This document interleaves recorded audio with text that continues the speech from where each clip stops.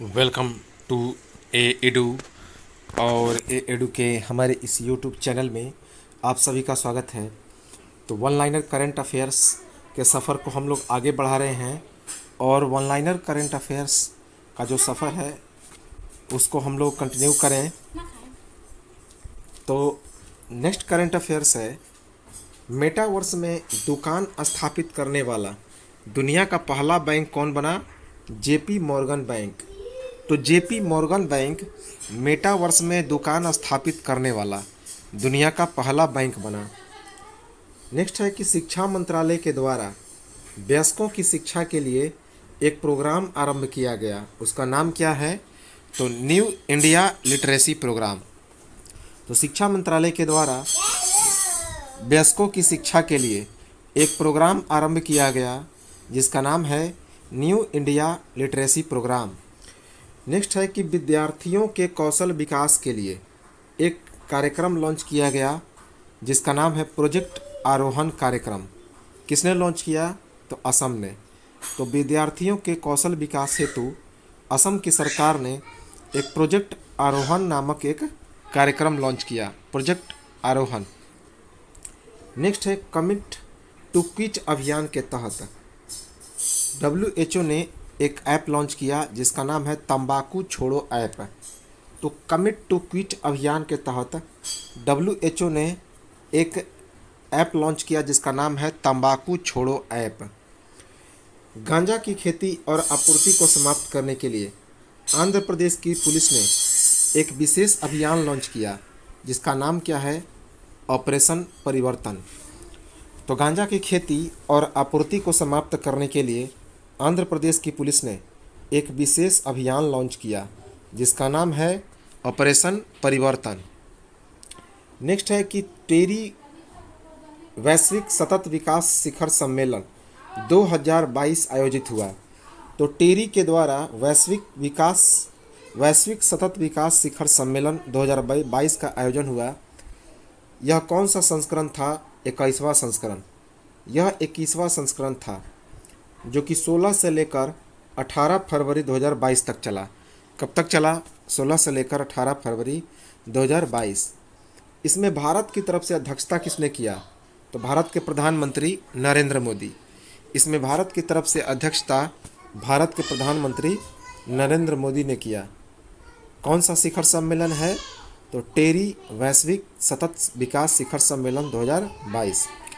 Next है Argentina open tennis tournament 2022 का आयोजन हुआ जिसमें कैस्पर रूड विजेता रहे। तो अर्जेंटीना ओपन टेनिस टूर्नामेंट 2022 का आयोजन हुआ जिसमें कैस्पर रूड विजेता रहे।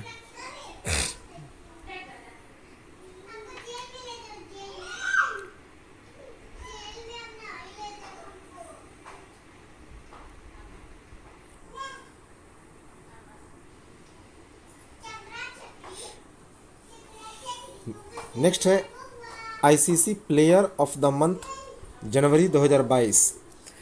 ICC player of the month January 2022 किसे दिया गया? तो दक्षिण अफ्रीका के कीगन पीटरसन को। दक्षिण अफ्रीका के कीगन पीटरसन को ICC player of the month January 2022 दिया गया। नेक्स्ट है सौर विद्युतीकरण।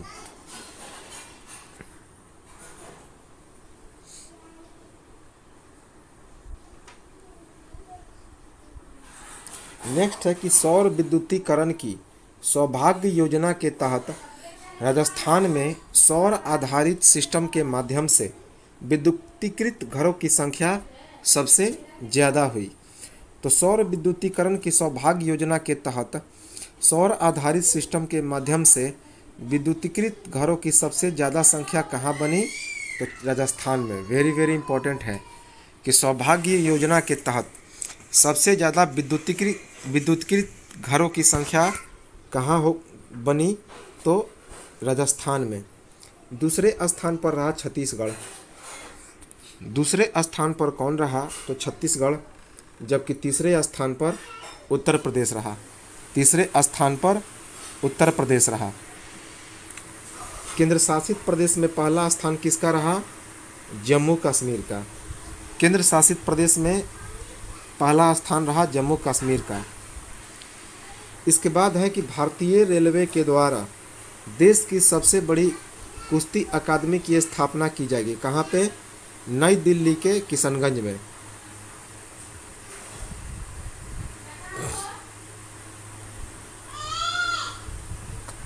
याद रखेंगे। तो भारतीय रेलवे के द्वारा देश की सबसे बड़ी कुश्ती अकादमी की स्थापना नई दिल्ली के किशनगंज में की जाएगी।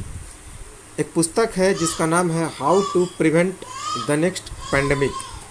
वेरी वेरी इंपॉर्टेंट किताब है, how to prevent the next pandemic. इस किताब के लेखक कौन है? तो बिल गेट्स हैं। इस किताब के लेखक बिल गेट्स हैं। नेक्स्ट है कि राष्ट्रीय वित्तीय साक्षरता सप्ताह 2022 मनाया गया। तो राष्ट्रीय वित्तीय साक्षरता सप्ताह 2022 मनाया गया। कब से कब तक? तो 14 से लेकर 18 फरवरी 2022 तक। तो 14 से 18 फरवरी 2022 तक राष्ट्रीय वित्तीय साक्षरता सप्ताह मनाया गया। किसके द्वारा? तो आरबीआई के द्वारा। यह राष्ट्रीय वित्तीय साक्षरता सप्ताह भारतीय रिजर्व बैंक के द्वारा मनाया गया।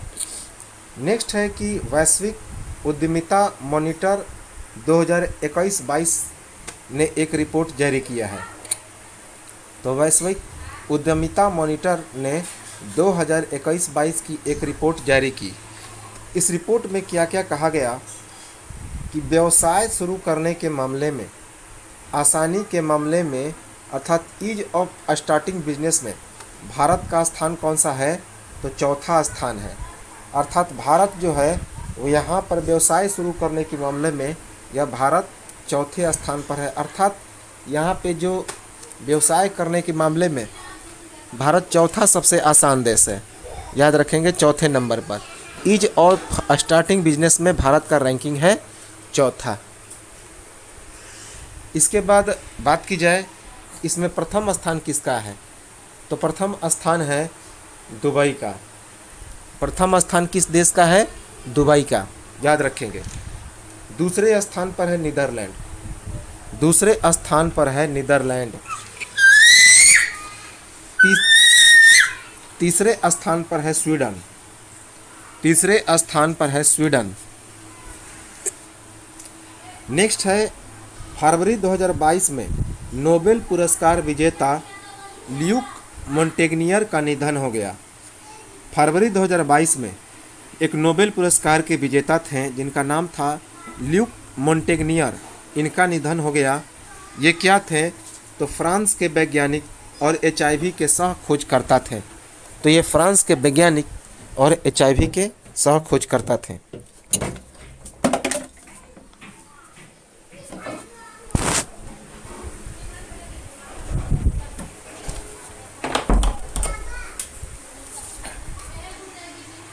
नेक्स्ट है कि देश का पहला नेक्स्ट है कि देश का पहला बायोमास आधारित हाइड्रोजन संयंत्र की स्थापना कहाँ की गई है? तो मध्य प्रदेश के खांडवा जिले में। तो देश का पहला बायोमास आधारित हाइड्रोजन संयंत्र की स्थापना मध्य प्रदेश के खंडवा जिले में की गई है। नेक्स्ट है कि सौर ऊर्जा तकनीक विकसित करने के लिए सोशल अल्फा कंपनी के साथ समझौता किया गया। किसने? तो केरल के द्वारा। तो केरल ने सौर ऊर्जा तकनीक विकसित करने के लिए सोशल अल्फा कंपनी के साथ एक समझौता किया। नेक्स्ट करंट अफेयर्स है कि भेड़ पालन के क्षेत्र में सुधार के लिए जम्मू कश्मीर ने न्यूजीलैंड के साथ समझौता किया। इम्पोर्टेंट है।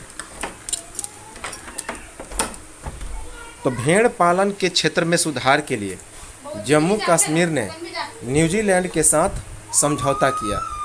नेक्स्ट है कि देश में संग्रहालयों की पुनर्स्थापना के लिए पहला वैश्विक शिखर सम्मेलन का आयोजन किसने किया? तो संस्कृति मंत्रालय ने।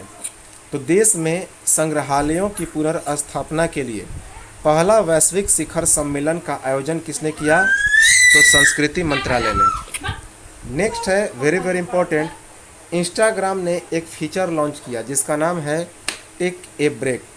तो इंस्टाग्राम ने टेक ए ब्रेक नामक एक फीचर लॉन्च किया। नेक्स्ट है सुरक्षित इंटरनेट दिवस मनाया गया 2022। सुरक्षित इंटरनेट दिवस 2022 मनाया गया। कब मनाया गया? 8 फरवरी 2022 को। तो 8 फरवरी 2022 को सुरक्षित इंटरनेट दिवस 2022 मनाया गया। इसका थीम क्या रहा? तो together for a better internet. इसका थीम रहा together for a better internet. Next है एशियाई विकास बैंक ने वर्ष 2021 में भारत को रिकॉर्ड 4.6 बिलियन डॉलर का ऋण दिया। तो एशियाई विकास बैंक ने वर्ष 2021 में भारत को रिकॉर्ड 4.6 बिलियन डॉलर का ऋण दिया। नेक्स्ट है कि कोविड-19 डीएनए वैक्सीन लगाने वाला पहला देश कौन बना?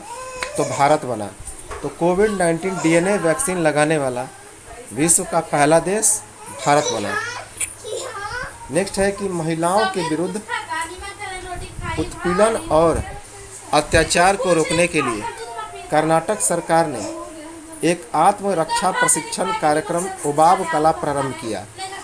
तो महिलाओं के विरुद्ध उत्पीड़न और अत्याचार को रोकने के लिए कर्नाटक सरकार ने आत्मरक्षा प्रशिक्षण कार्यक्रम उबाब कला प्रारंभ किया। कौन? उबाब कला। नेक्स्ट है फरवरी 2022 में इंग्लैंड क्रिकेट टीम के मुख्य कोच कौन बने? तो फरवरी 2022 में इंग्लैंड क्रिकेट टीम के मुख्य कोच कौन बने? यहाँ पे पाकिस्तान के कोई खिलाड़ी हैं। नेक्स्ट में देख लेंगे हम लोग। नेक्स्ट है कि बीजिंग शीतकालीन ओलंपिक 2022। बीजिंग शीतकालीन ओलंपिक 2022 मनाया गया। इसमें पहला स्वर्ण पदक किसे मिला? तो 7 बार की विश्व स्कीइंग चैंपियन थेरेसिक जोहांग को। कहाँ के हैं? तो नॉर्वे के। तो बीजिंग शीतकालीन ओलंपिक 2022 मनाया गया। जिसमें पहला स्वर्ण पदक किसे मिला? तो 7 बार की विश्व स्कीइंग चैंपियन थेरेसिक जोहांग।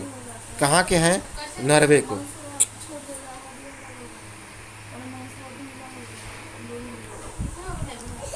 नेक्स्ट है विश्व स्वर्ण परिषद 2021 की रिपोर्ट।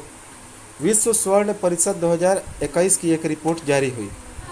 तो विश्व स्वर्ण परिषद के द्वारा 2021 की एक रिपोर्ट जारी हुई। विश्व स्वर्ण परिषद 2021। इस रिपोर्ट में क्या कहा गया कि भारत का केंद्रीय बैंक है, रिजर्व बैंक का सोने की खरीदारी में कौन सा स्थान है? तो दूसरा, जबकि पहला स्थान है थाईलैंड का। तो सोने की खरीदारी में भारतीय रिजर्व बैंक का स्थान कौन सा है? दूसरा है, जबकि पहला स्थान है थाईलैंड का। नेक्स्ट है ग्लोबल डिजिटल स्किल सूचकांक 2022 जारी किया गया।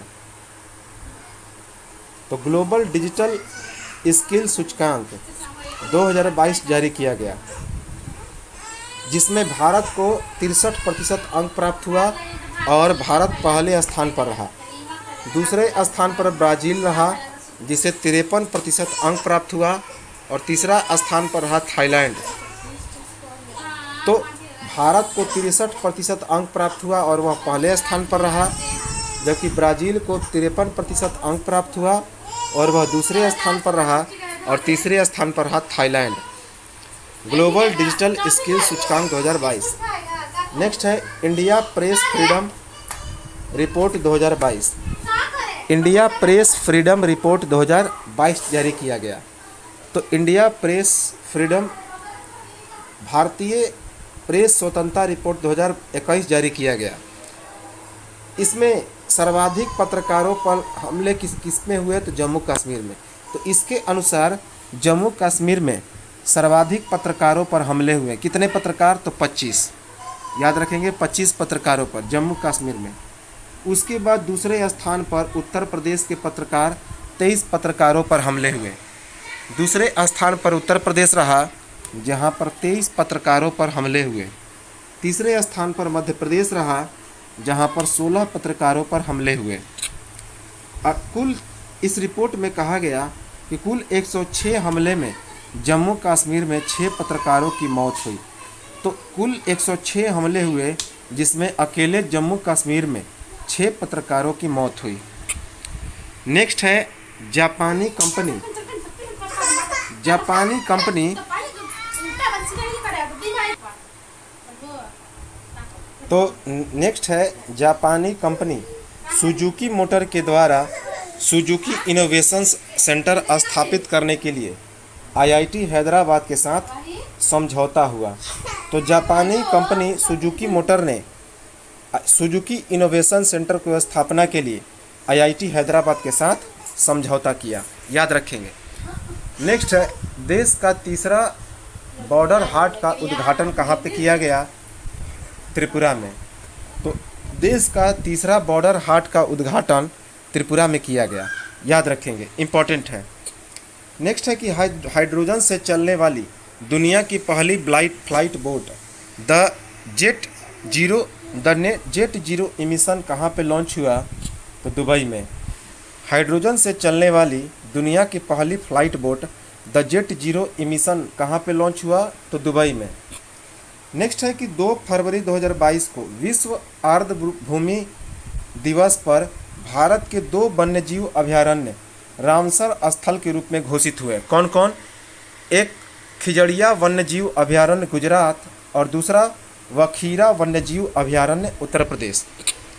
तो 2 फरवरी 2022 को विश्व आर्द्रभूमि दिवस के अवसर पर भारत में 2 वन्यजीव अभयारण्य रामसर स्थल के रूप में शामिल हुए। कौन कौन?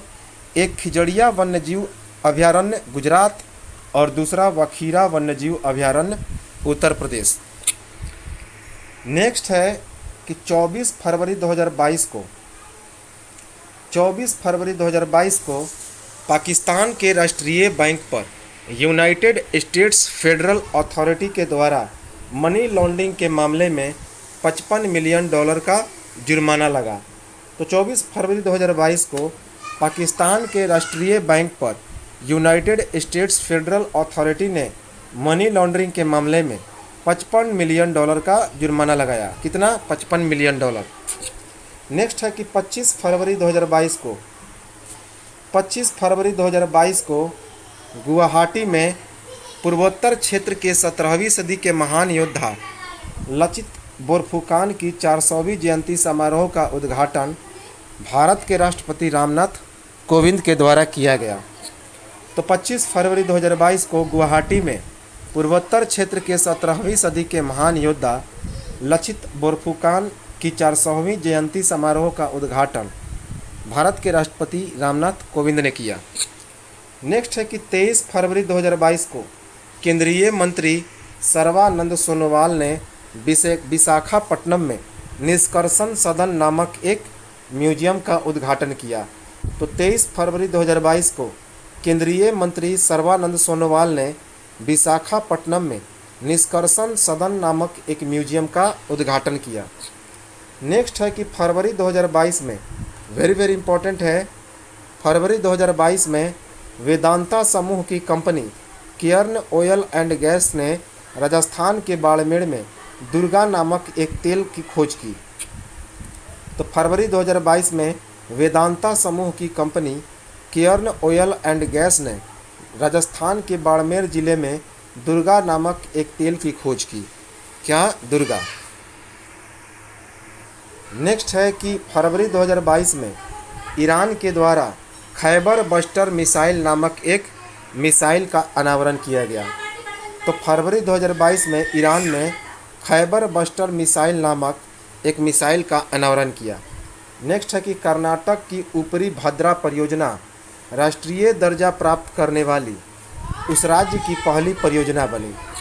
तो कर्नाटक की ऊपरी भद्रा परियोजना राष्ट्रीय दर्जा प्राप्त करने वाली कर्नाटक की पहली परियोजना बनी। नेक्स्ट है 22 फरवरी 2022 को केंद्रीय आवास मंत्री गिरिराज सिंह ने प्रधानमंत्री आवास योजना ग्रामीण डैशबोर्ड लॉन्च किया। तो 22 फरवरी 2022 को केंद्रीय आवास मंत्री गिरिराज सिंह ने प्रधानमंत्री आवास योजना ग्रामीण डैशबोर्ड लॉन्च किया। नेक्स्ट है कि 22 फरवरी 2022 को भारत के राष्ट्रपति रामनाथ कोविंद ने सर्वत्र पूज्यते कार्यक्रम का उद्घाटन किया। तो 22 फरवरी 2022 को भारत के राष्ट्रपति रामनाथ कोविंद ने सर्वत्र पूज्यते कार्यक्रम का उद्घाटन किया। कौन? सर्वत्र पूज्यते कार्यक्रम। नेक्स्ट है कि जल जीवन मिशन के तहत चंबा जिले को 100वां हर घर जल जिला घोषित किया गया। तो जल जीवन मिशन के तहत 100वां हर घर जल जिला किसे घोषित किया गया? तो चंबा जिले को। चंबा जिला कौन? 100वां 100वां हर घर जल जिला घोषित हुआ। नेक्स्ट है कि भारत सरकार के द्वारा रिवॉर्ड प्रोजेक्ट के लिए विश्व बैंक के साथ $115 मिलियन के समझौते पर हस्ताक्षर किया गया। तो भारत सरकार ने रिवॉर्ड प्रोजेक्ट के लिए विश्व बैंक के साथ $115 मिलियन के साथ समझौते का हस्ताक्षर किया। नेक्स्ट है कि 18 फरवरी 2022 को भारतीय नौसेना ने अपने युद्धपोत INS विशाखापट्टनम से एक ब्रह्मोस मिसाइल का सफल परीक्षण किया।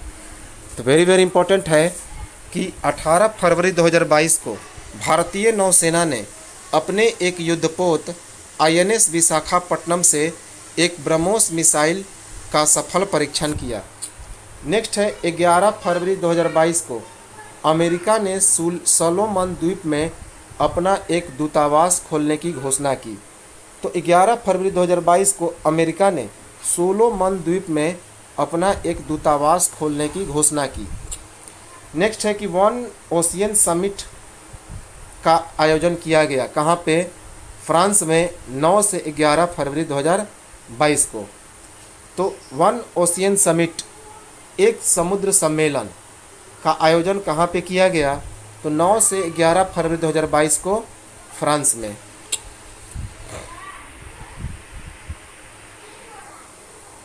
नेक्स्ट है कि नेशनल सेंटर ऑफ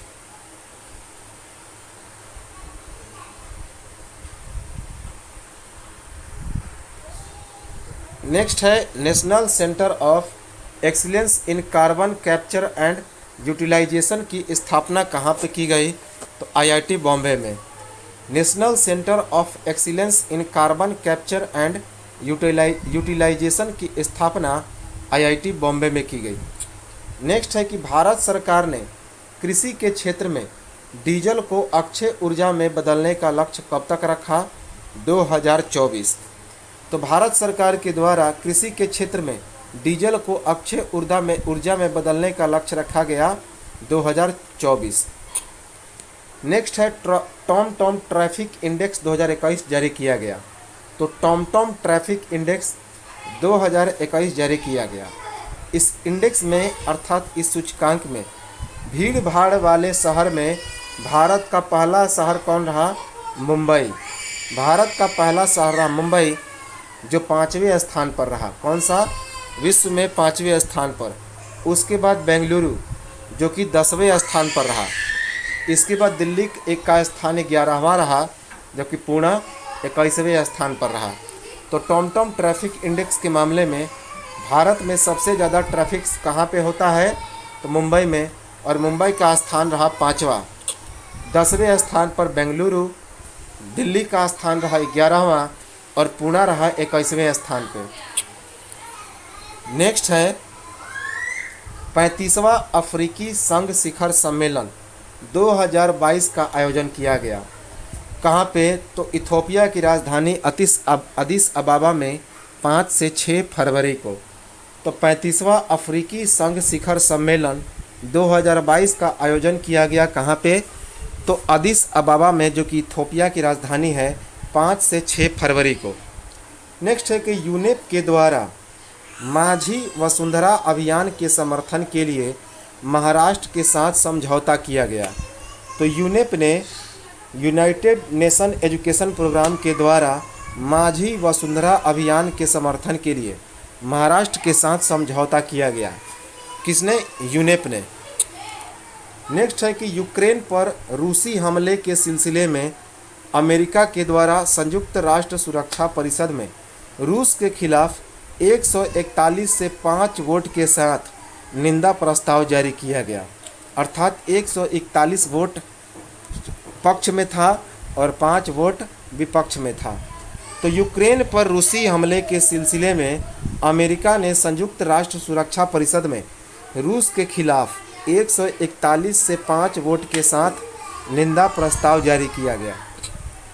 18 फरवरी 2022 को संयुक्त राज्य अमेरिका के बीच एक शिखर वार्ता संपन्न हुआ, वो भी वर्चुअली। तो 18 फरवरी 2022 को भारत और संयुक्त राज्य अमेरिका के बीच एक वर्चुअली शिखर वार्ता संपन्न हुआ। नेक्स्ट है कि G20 शिखर सम्मेलन 2022 की मेज़बानी किसे सौंपी गई? तो भारत को।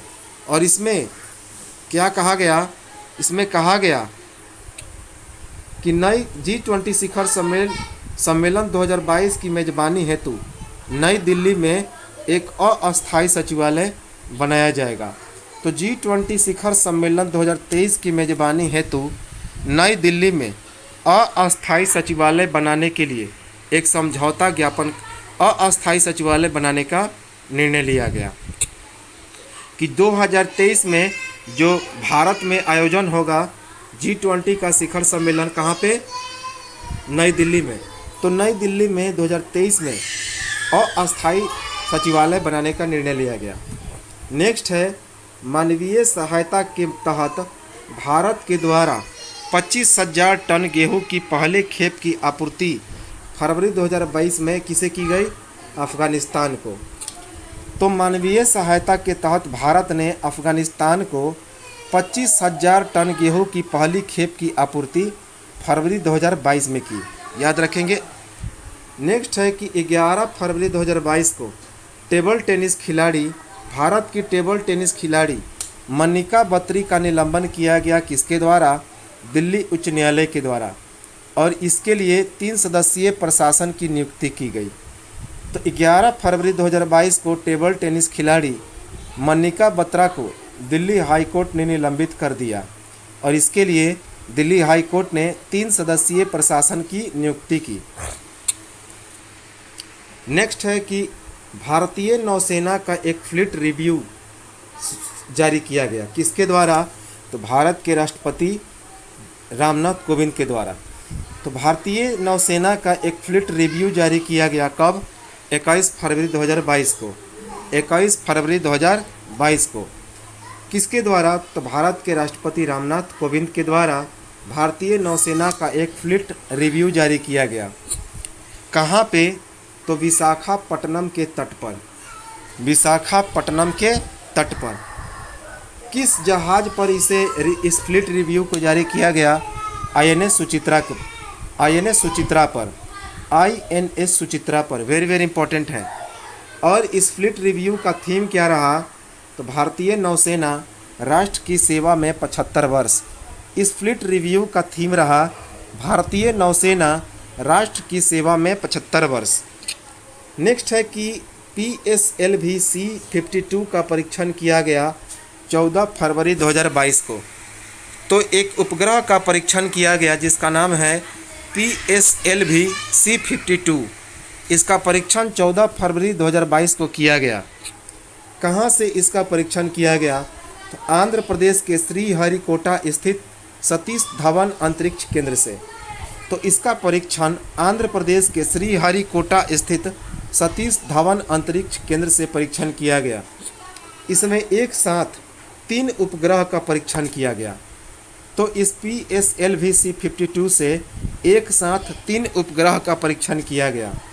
यह 3 उपग्रह कौन है? तो यह 3 उपग्रह हैं पृथ्वी अवलोकन उपग्रह EOS-4, पृथ्वी अवलोकन उपग्रह अर्थात अर्थ ऑब्जर्वेशन सैटेलाइट EOS-4। उसके बाद प्रौद्योगिकी प्रदर्शन उपग्रह INS-2B, प्रौद्योगिकी प्रदर्शन उपग्रह INS-2B और इंस्पायर सैट 1, ये 3 उपग्रह का परीक्षण किया गया। इसे 4 चरण वाले ईंधन का प्रयोग किया गया। तो इसके परीक्षण में 4 चरण वाले ईंधन का प्रयोग किया गया। कौन? पहली बार में ठोस, दूसरी बार में द्रव, तीसरी बार में ठोस और चौथी बार में द्रव। तो ठोस द्रव यह 4 चरण वाले ईंधन का प्रयोग किया गया। नेक्स्ट है कि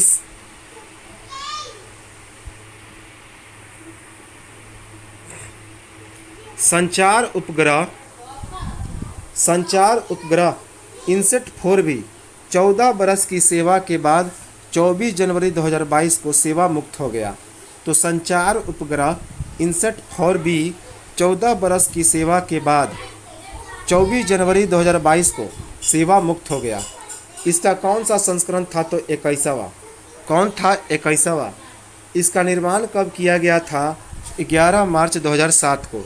इसका निर्माण 11 मार्च 2007 को, और इसे बनाने में 12 वर्ष लगा था। नेक्स्ट है कि IPL 2022 की नीलामी की गई। IPL 2022 में खिलाड़ियों की नीलामी की गई। कब की गई? तो 12 से 13 फरवरी 2022 को बेंगलुरु में। तो 12 से 13 फरवरी 2022 को बेंगलुरु में IPL 2022 की नीलामी की गई। इसमें कुल कितने खिलाड़ियों की नीलामी की गई? 590। तो इसमें कुल 590 खिलाड़ियों की नीलामी की गई। इसमें सर्वाधिक बोली किस खिलाड़ी पर लगा? तो ईशान किशन पर। इसमें सर्वाधिक बोली ईशान किशन पर लगा। तो कितने रुपए? तो 15.25 करोड़ रुपए। ये मुंबई इंडियंस के खिलाड़ी हैं। तो सर्वाधिक बोली मुंबई इंडियंस के खिलाड़ी ईशान किशन पर लगा। कितना? 15.25 करोड़ रुपए। इसमें 10 टीमों के लिए खिलाड़ियों पर नीलामी लगी। तो इसमें IPL की 10 टीमों के खिलाड़ियों के लिए नीलामी की बोली लगी। इसमें कुल कितने रजिस्टर्ड खिलाड़ी शामिल हुए? तो 1214। इसमें कुल 1214 पंजीकृत या रजिस्टर्ड खिलाड़ी थे। नेक्स्ट है कि फरवरी 2022 में फ्रैंक वॉल्टर स्टाइनमायर जर्मनी के एक बार फिर से राष्ट्रपति पुनर्निर्वाचित हुए।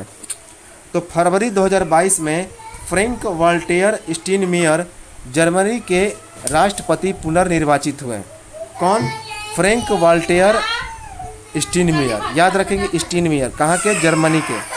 दोबारा राष्ट्रपति बने।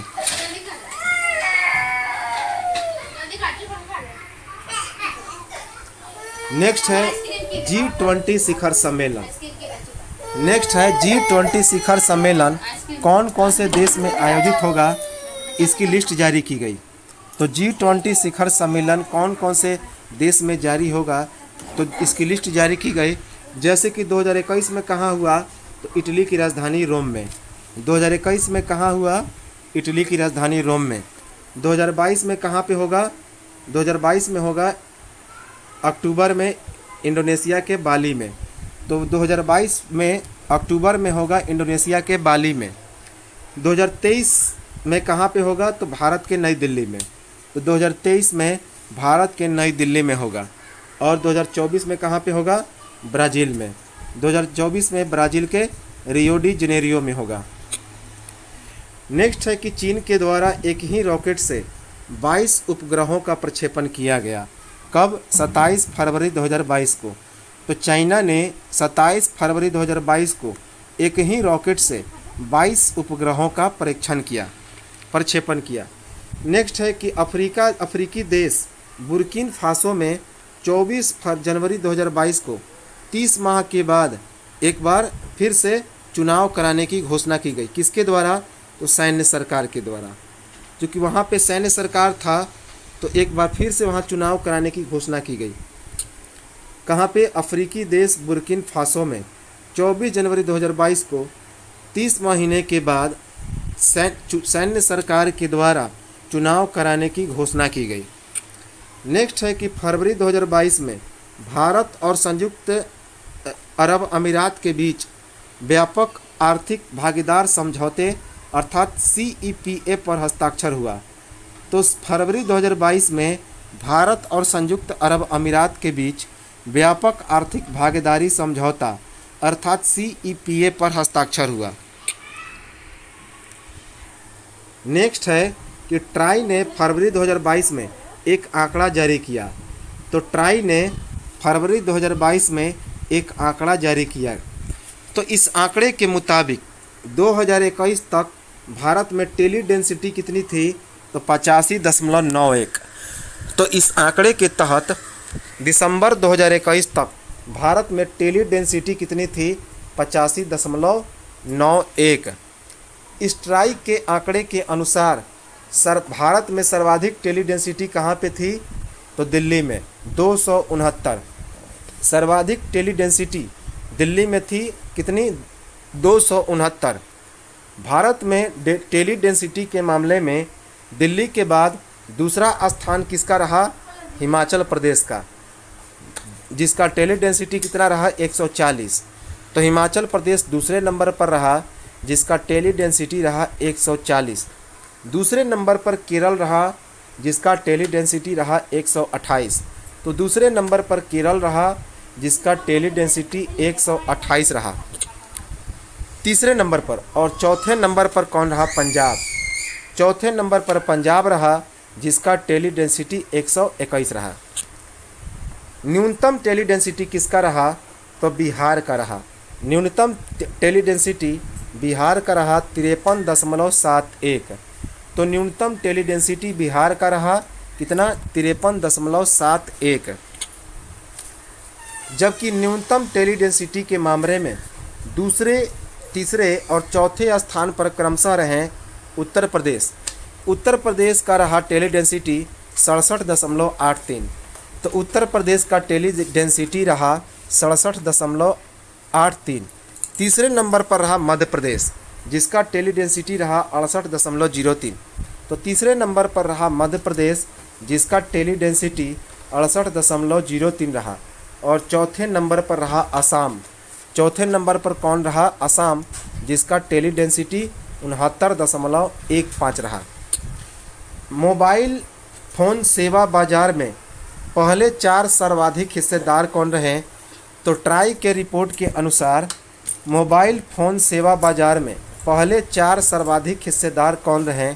तो पहले स्थान पर रहा रिलायंस जियो, जिसकी हिस्सेदारी रही 36%। तो पहले स्थान पर रहा रिलायंस जियो, जिसकी हिस्सेदारी रही 36%। दूसरे स्थान पर रहा भारती एयरटेल, जिसकी हिस्सेदारी 30.81% रहा। तो दूसरे स्थान पर रहा भारती एयरटेल, जिसकी हिस्सेदारी 30.81% रहा। तीसरे स्थान पर रहा वोडाफोन आइडिया। तीसरे स्थान पर रहा वोडाफोन आइडिया, जिसकी हिस्सेदारी 23% रही। तो तीसरे स्थान पर रहा वोडाफोन आइडिया, जिसकी हिस्सेदारी 23% रही। और चौथे स्थान पर BSNL रहा। चौथे स्थान पर BSNL रहा, जिसकी हिस्सेदारी 9.9% रही। नेक्स्ट है कि विश्व इस्पात संघ के द्वारा एक आंकड़ा जारी किया गया। तो विश्व इस्पात संघ के द्वारा एक फरवरी 2022 में एक आंकड़ा जारी किया गया। तो विश्व इस्पात संघ, वर्ल्ड स्टील यूनियन के द्वारा एक आंकड़ा जारी हुआ। कब? फरवरी 2022 में। इस आंकड़े में पहले 2021 में वैश्विक स्तर पर इस्पात का उत्पादन कितना बताया गया? 1950.5 मिलियन टन। तो 2021 में बताया गया। तो इस आंकड़े में बताया गया कि वर्ष 2021 में वैश्विक स्तर पर इस्पात का कितना उत्पादन हुआ? तो 1950.5 मिलियन टन। इस रिपोर्ट में कहा गया कि वर्ष 2020 की अपेक्षा वर्ष 2021 में वैश्विक स्तर पर इस्पात के कुल उत्पादन में कितनी वृद्धि हुई? 3.7%। तो वर्ष 2020 की अपेक्षा वर्ष 2021 में वैश्विक स्तर पर इस्पात के उत्पादन में कितनी वृद्धि हुई? 3.7%। 2020 में इस्पात उत्पादन में कितना हुआ? 1880 मिलियन टन था। तो वर्ष 2020 में इस्पात में 1880 मिलियन टन का उत्पादन हुआ, जबकि वर्ष 2021 में 3.7% उत्पादन बढ़ के 1950.5 मिलियन टन हो गया। 1950.5 मिलियन टन हो गया। इस रिपोर्ट के अनुसार वर्ष 2021 में भारत में इस्पात में कुल कितना उत्पादन हुआ, तो 118.1 मिलियन टन, और भारत जो है उत्पादन के मामले में विश्व में दूसरे स्थान पर रहा। तो वर्ष 2021 में भारत में इस्पात में कुल 118.1 मिलियन टन का उत्पादन हुआ, और भारत स्टील के उत्पादन में कौन से स्थान पर रहा, तो दूसरे स्थान पर। वर्ष 2020 की अपेक्षा वर्ष 2021 की अपेक्षा वर्ष 2020 की अपेक्षा वर्ष 2021 में भारत में स्टील के उत्पादन में कितनी वृद्धि हुआ, तो 17.8%। तो वर्ष 2020 की अपेक्षा वर्ष 2021 में भारत में इस्पात के उत्पादन में कितना वृद्धि हुआ, तो 17.8%। जैसे कि वर्ष 2020 में कितना था भारत का उत्पादन, 100.3%, जबकि 2021 में 17.83% बढ़ के कितना हो गया, 118.1%। विश्व में 4 शीर्ष इस्पात उत्पादक देश कौन रहे इस रिपोर्ट के अनुसार, तो विश्व इस्पात संघ के द्वारा जारी आंकड़े जो कि फरवरी 2022 में जारी किया गया, इसमें इस्पात के शीर्ष 4 उत्पादक देश कौन रहे, तो पहले स्थान पर रहा चाइना।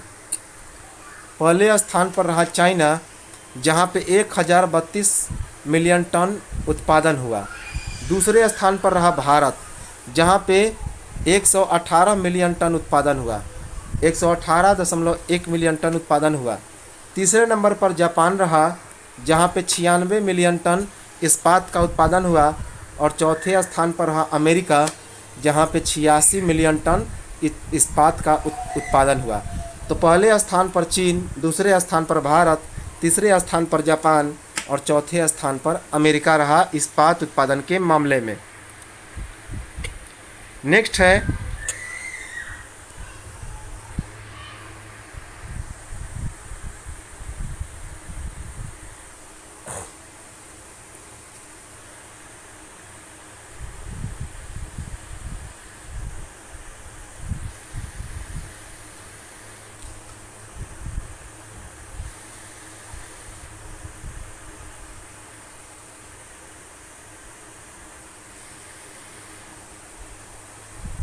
नेक्स्ट है कि pro kabaddi league. Pro kabaddi league का आयोजन हुआ था कहाँ पे, तो बेंगलुरु में। तो बेंगलुरु में प्रो कबड्डी लीग अर्थात PKL 2021-22 का आयोजन हुआ था। PKL अर्थात प्रो कबड्डी लीग 2021-22 का आयोजन हुआ। फाइनल कहाँ पे हुआ, तो बेंगलुरु में 25 फरवरी 2022 को। 25 फरवरी 2022 को इसका फाइनल हुआ, जिसमें विजेता कौन रहा, दबंग दिल्ली। जिसमें विजेता कौन रहा, दबंग दिल्ली, और उप विजेता कौन रहा, तो पटना पायराइट। उप विजेता रहा पटना पायरेट्स। पटना पायरेट। अंतर्राष्ट्रीय ओलंपिक समिति ने मई-जून 2023 में आयोजित होने वाली मीटिंग जो कि मुंबई में थी, तो अंतर्राष्ट्रीय ओलंपिक समिति ने मई-जून 2023 में एक मीटिंग का आयोजन किया है। कहाँ पे, मुंबई में। तो अंतर्राष्ट्रीय ओलंपिक समिति ने मई-जून 2023 में मुंबई में एक मीटिंग का आयोजन किया। इसके पहले भारत में अंतर्राष्ट्रीय ओलंपिक समिति ने मीटिंग का आयोजन कब किया था, तो नई दिल्ली में 1983 में। नई दिल्ली में 1983 में। नेक्स्ट है eastern bridge 6, very very important है। तो ईस्टर्न ब्रिज 6 का आयोजन हुआ। अब ये ईस्टर्न ब्रिज 6 क्या है, तो 6 मतलब है छठा संस्करण। ईस्टर्न ब्रिज का छठा संस्करण है। यह क्या है, तो भारत और ओमान के बीच एक संयुक्त वायुसेना का एक संयुक्त सेनाभ्यास है। तो भारत और ओमान के बीच यह एक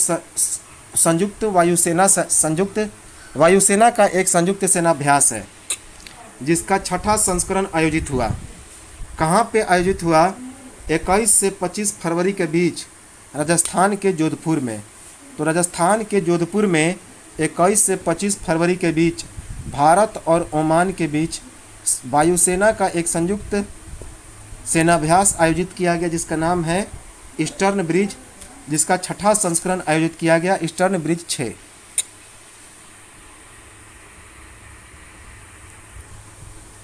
नेक्स्ट है कि फरवरी 2022 में ड्यूडले, यूनिस और फ्रैंकलिन तूफानों ने ब्रिटेन और पश्चिमी यूरोप में भारी तबाही मचाई।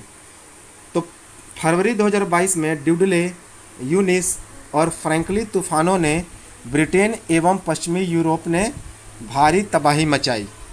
नेक्स्ट है कि फरवरी 2022 में चक्रवाती तूफान बातसिराई ने मेडागास्कर में भारी तबाही मचाई। तो फरवरी 2022 में चक्रवाती तूफान बातसिराई ने मेडागास्कर में भारी तबाही मचाई। तो तूफान का याद रखेंगे और जगह का याद रखेंगे। तो बातसिराई कहाँ पे आया? तूफान मेडागास्कर में।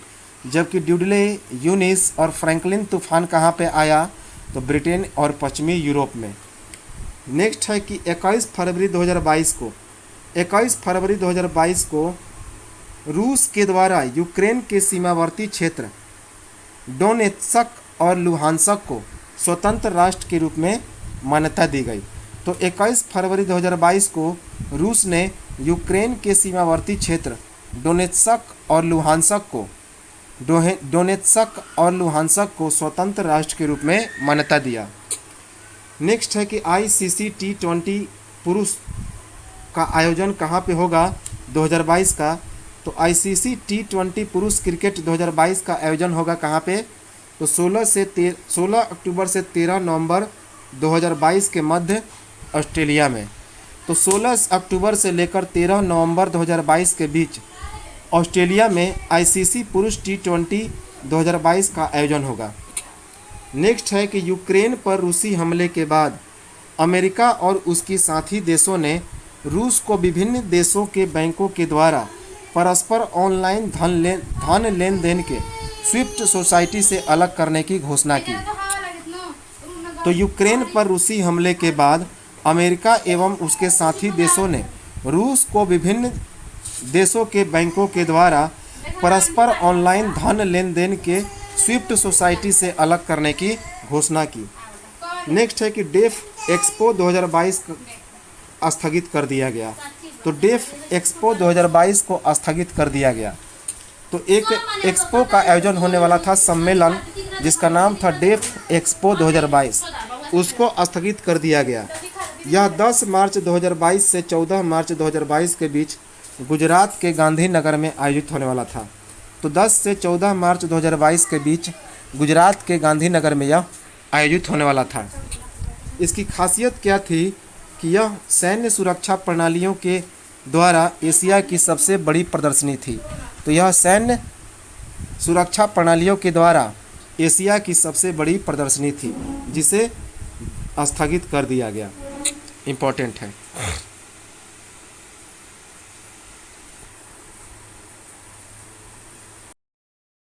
नेक्स्ट करंट अफेयर्स है, फरवरी 2022 में हसमुख अंधिया एक बार फिर से बैंक ऑफ बड़ौदा के चेयरमैन पुनर्निर्वाचित हुए।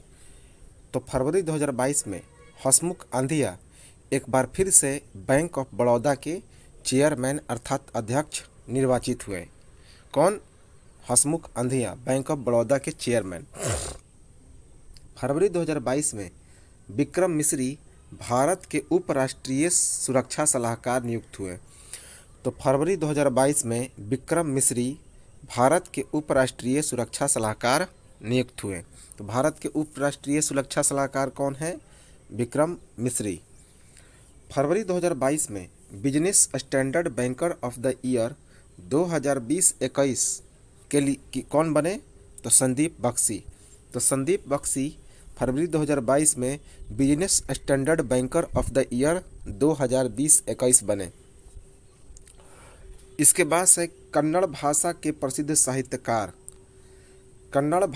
प्रसिद्ध साहित्यकार श्री चेन्नावीरा कानवी का 16 फरवरी 2022 को निधन हो गया। तो कन्नड़ भाषा के प्रसिद्ध साहित्यकार श्री चेन्ना वीरा कानवी का 16 फरवरी 2022 को निधन हो गया। याद रखेंगे किसका? श्री चेन्ना वीरा कानवी। कौन थे? तो ये कन्नड़ भाषा के प्रसिद्ध साहित्यकार थे। एक है मिलन 2022। अब ये मिलन 2022 क्या है? तो यह भारतीय नौसेना का संयुक्त सैन्याभ्यास है। तो मिलन जो है भारतीय नौसेना का संयुक्त सैन्याभ्यास है और 2022 में 25 फरवरी से लेकर 4 मार्च 2022 तक यह विशाखापट्टनम के तट पर आयोजित हुआ। तो मिलन 2022 संयुक्त सैन्याभ्यास का आयोजन कब से कब तक हुआ? 25 फरवरी 2022 से लेकर 22 मार्च 2022 तक। कहाँ पे? विशाखापट्टनम तट पर। इम्पोर्टेंट है मिलन 2022। इसके बाद है एक पुस्तक लिखा गया the struggle for Indian soul. The struggle for India's soul किसने लिखा? शशि थरूर ने। The struggle for India's soul यह लिखा शशि थरूर ने। नेक्स्ट है सनराइज ओवर अयोध्या। इस पुस्तक को लिखा सलमान खुर्शीद ने। सनराइज ओवर अयोध्या इस पुस्तक को किसने लिखा? सलमान खुर्शीद ने। नेक्स्ट किताब है terms and conditions. Terms and conditions इसके लेखक हैं लॉरेन एसर। तो पुस्तक टर्म्स एंड कंडीशंस के लेखक कौन है? Lauren Acer.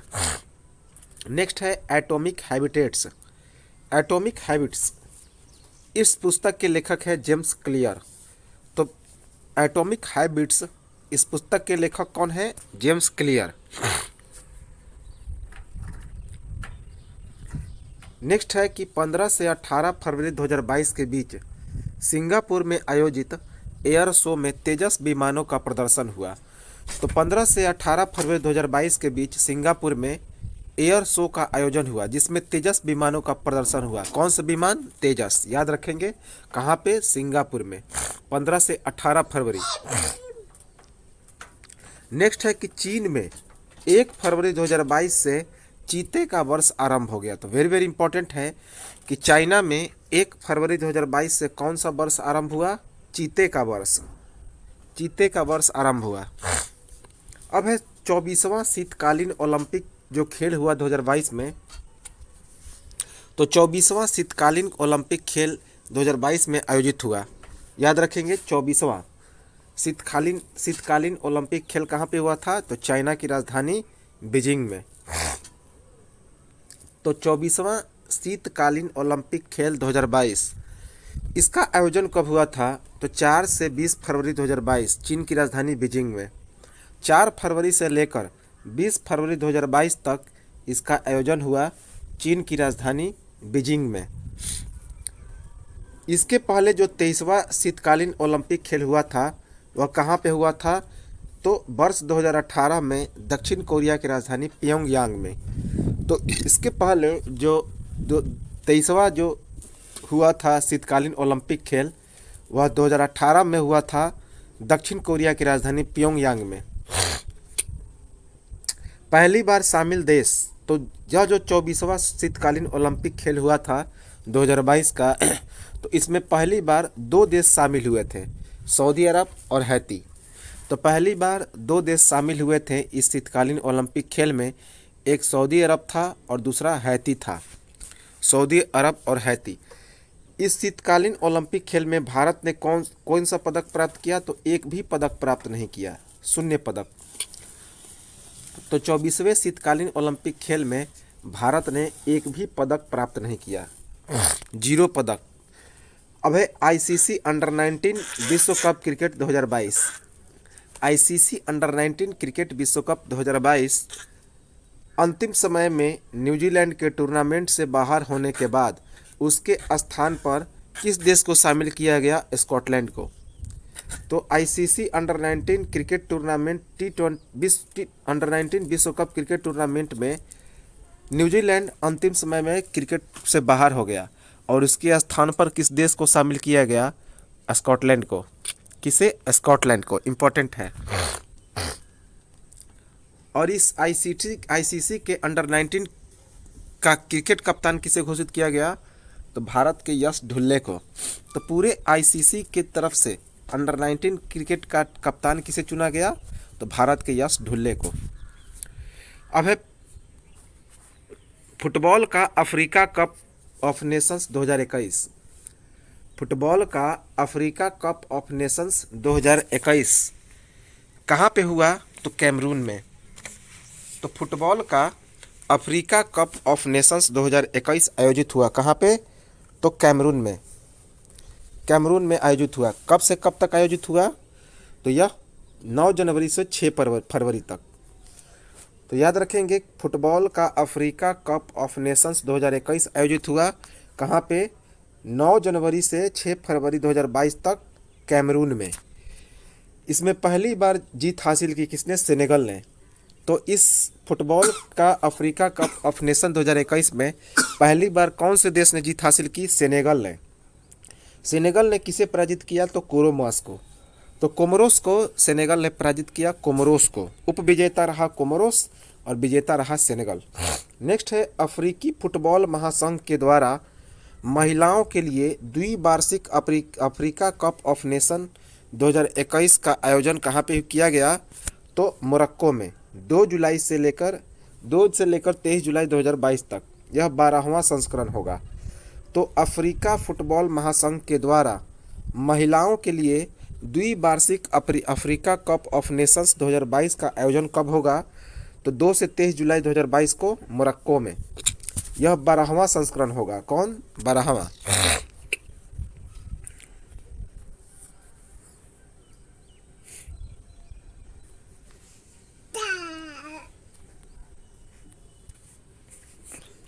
इसके बाद है दक्षिण एशिया में एटीपी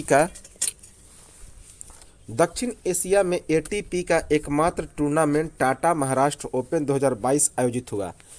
तो दक्षिण एशिया में एटीपी का एकमात्र टूर्नामेंट टाटा महाराष्ट्र ओपन 2022 आयोजित हुआ। इसमें भारत की तरफ से युगल बैडमिंटन विजेता रहे। कौन? रोहन बोपन्ना और राजकुमार रामनाथन।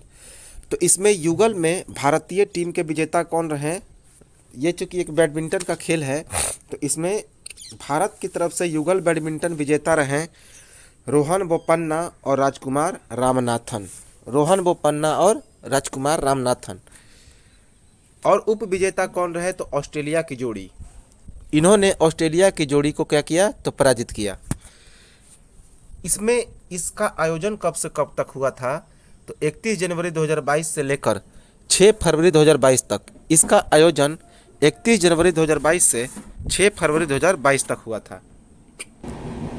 तो इसका आयोजन कब से कब तक हुआ था? 31 जनवरी 2022 से लेकर 6 फरवरी 2022 तक। इस दक्षिण एशिया में एटीपी के एकमात्र टूर्नामेंट टाटा महाराष्ट्र ओपन 2022 में एकल खिताब किसने जीता?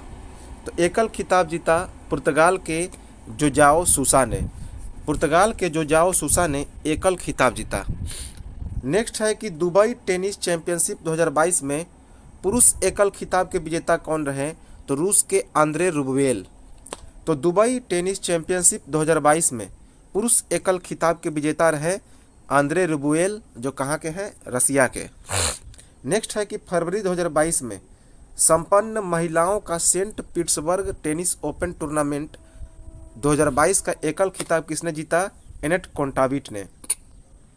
तो फरवरी 2022 में संपन्न महिलाओं का सेंट पीटर्सबर्ग टेनिस ओपन 2022 का एकल खिताब किसने जीता? एनेट कोंटाविट ने।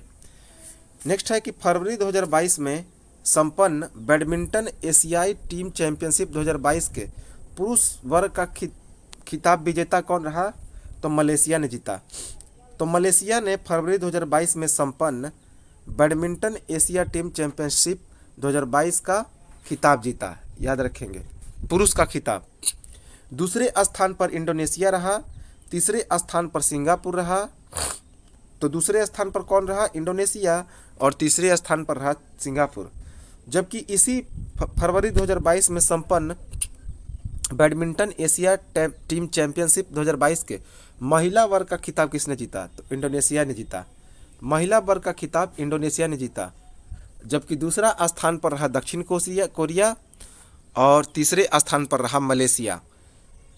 तो दक्षिण कोरिया दूसरे स्थान पर और मलेशिया तीसरे स्थान पर।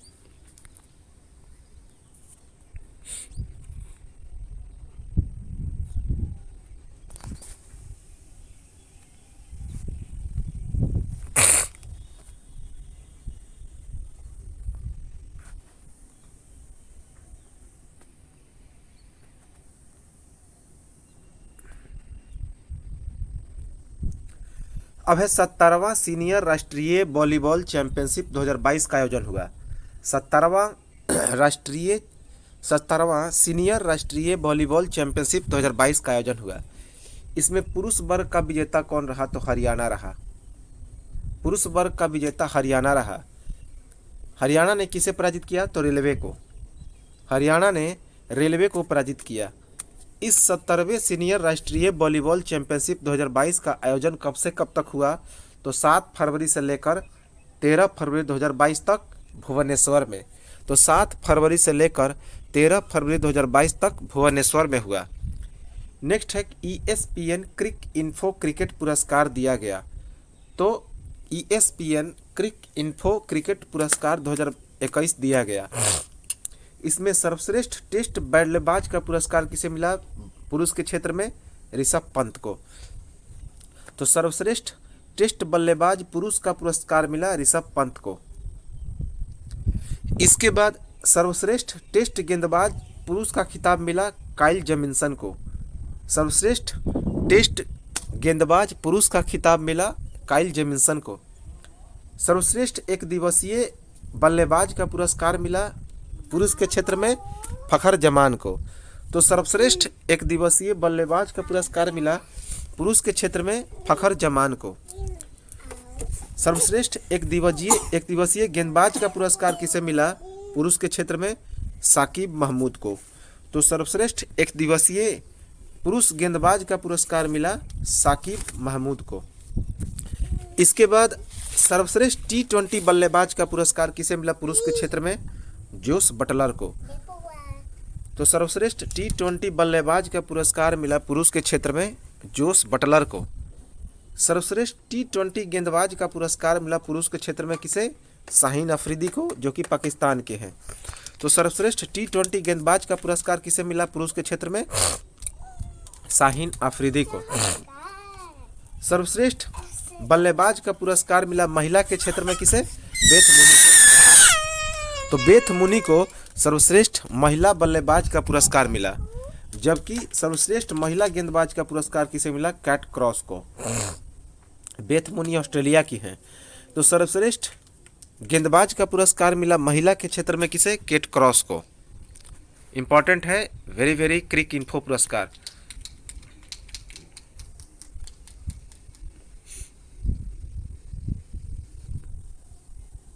नेक्स्ट है कि 17 जनवरी 2022 को कपड़ा मंत्रालय के द्वारा राष्ट्रीय तकनीकी वस्त्र मिशन के तहत विशेष फाइबर और जियो टेक्सटाइल क्षेत्रों में 20 महत्वपूर्ण अनुसंधान परियोजनाओं को मंजूरी मिली। तो 17 जनवरी 2022 को कपड़ा मंत्रालय के द्वारा राष्ट्रीय तकनीकी वस्त्र मिशन के तहत विशेष फाइबर और जियो टेक्सटाइल क्षेत्रों में 20 महत्वपूर्ण अनुसंधान परियोजनाओं को मंजूरी मिली। कितनी? तो 20 महत्वपूर्ण अनुसंधान योजनाओं को। नेक्स्ट है कि 18 जनवरी 2022 को मुंबई के नौसेना डॉकयार्ड में INS रणवीर में विस्फोट हुआ। इसके बाद 3 कर्मियों की मृत्यु हो गई। तो 18 जनवरी 2022 को मुंबई के नौसेना डॉकयार्ड में INS रणवीर में विस्फोट हुआ, जिसमें कितने कर्मियों की मृत्यु हो गई? 3। नेक्स्ट है कि 18 जनवरी 2022 को कौशल विकास और उद्यमशीलता मंत्रालय और इग्नू के बीच व्यावसायिक शिक्षा और प्रशिक्षण को उच्च शिक्षा से जोड़ने हेतु 10 बरस के लिए एक समझौता ज्ञापन पर हस्ताक्षर हुआ। तो 18 जनवरी 2022 को कौशल विकास और उद्यमशीलता मंत्रालय और इग्नू के बीच व्यावसायिक शिक्षा और प्रशिक्षण को उच्च शिक्षा से जोड़ने हेतु 10 बरस के लिए एक समझौता ज्ञापन पर हस्ताक्षर हुआ। तो कितने बरस के लिए? 10 बरस। हस्ताक्षर किसके किसके बीच हुआ? तो कौशल विकास और उद्यमशीलता मंत्रालय और Indira Gandhi national open university के बीच, अर्थात इग्नू के बीच। नेक्स्ट है कि भारत और श्रीलंका के द्वारा जनवरी 2022 में विज्ञान और प्रौद्योगिकी के क्षेत्र में सहयोग के लिए अगले 3 वर्ष का विस्तार किया गया। तो भारत और श्रीलंका के द्वारा जनवरी 2022 में विज्ञान और प्रौद्योगिकी के क्षेत्र में सहयोग को अगले 3 वर्ष के लिए क्या किया, तो विस्तार किया गया। नेक्स्ट है कि भारतीय ओलंपिक संघ के द्वारा जनवरी 2022 में एशियाई खेल 2022 के लिए भारत के भूपेंद्र सिंह बाजवा भारत के सेफ डी मिशन के रूप में नियुक्त हुए। तो भारतीय ओलंपिक संघ ने जनवरी 2022 में एशियाई खेल 2022 के लिए भारत के भूपेंद्र सिंह बाजवा को भारत का सेफ डी मिशन नियुक्त किया। किसे? भूपेंद्र सिंह बाजवा को भारत का सेफ डी मिशन। किस खेल के लिए? एशियाई खेल 2022 के लिए। किसके द्वारा नियुक्त हुए? तो इंडियन ओलंपिक कमेटी के द्वारा, भारतीय ओलंपिक संघ के द्वारा, आईओसी के द्वारा। जबकि भारतीय ओलंपिक संघ ने राष्ट्रमंडल खेल 2022 के लिए किसे सेफ डी मिशन नियुक्त किया? राकेश आनंद को।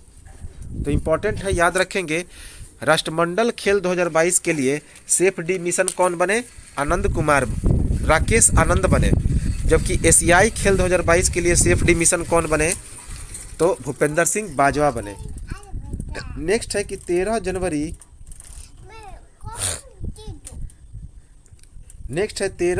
2022 को रिलायंस इंडस्ट्रीज लिमिटेड के द्वारा विभिन्न परियोजनाओं में कुल 5.95 लाख करोड़ के निवेश के लिए गुजरात सरकार के साथ एक समझौता ज्ञापन पर हस्ताक्षर हुआ। तो 13 जनवरी 2022 को रिलायंस इंडस्ट्रीज लिमिटेड ने विभिन्न परियोजनाओं में कुल 5.95 लाख करोड़ के निवेश के लिए गुजरात सरकार के साथ एक समझौता ज्ञापन पर हस्ताक्षर किया। नेक्स्ट है कि 14 जनवरी 2022 को हिमाचल प्रदेश सरकार के द्वारा 14 जनवरी 2022 को हिमाचल प्रदेश सरकार के द्वारा स्वर्ण जयंती ऊर्जा नीति 2021 में विशेष रूप से पनबिजली, सौर ऊर्जा और अन्य हरित ऊर्जा स्रोतों के बीच दोहन से 2030 तक 10,000 मेगावाट अतिरिक्त ऊर्जा उत्पादन किए जाने का लक्ष्य निर्धारित किया गया। तो इम्पॉर्टेंट है कि 14 जनवरी 2022 को हिमाचल प्रदेश सरकार ने स्वर्ण जयंती ऊर्जा नीति 2021 में विशेष रूप से पनबिजली, सौर ऊर्जा और अन्य हरित ऊर्जा स्रोतों के बीच दोहन से 2030 तक, कितना? 2030 तक 10,000 मेगावाट अतिरिक्त ऊर्जा उत्पादन किए जाने का लक्ष्य निर्धारित किया। नेक्स्ट है कि 15 जनवरी 2022 को छत्तीसगढ़ सरकार के द्वारा नए रोजगार अवसरों के सृजन हेतु मुख्यमंत्री की अध्यक्षता में छत्तीसगढ़ रोजगार मिशन गठन करने का निर्णय लिया गया। तो 15 जनवरी 2022 को छत्तीसगढ़ सरकार ने नए रोजगार अवसरों के सृजन के लिए मुख्यमंत्री की अध्यक्षता में छत्तीसगढ़ रोजगार मिशन गठन करने का निर्णय लिया। कौन सा? छत्तीसगढ़ रोजगार मिशन। नेक्स्ट है कि स्पेनिश सुपर कप फुटबॉल प्रतियोगिता 2021-22 का आयोजन हुआ। तो स्पेनिश सुपर कप फुटबॉल प्रतियोगिता 2021-22 का आयोजन हुआ। कहाँ पे? तो 12 से 16 फरवरी 2022 को रियाद में। इसका विजेता रहा रियल मैड्रिड।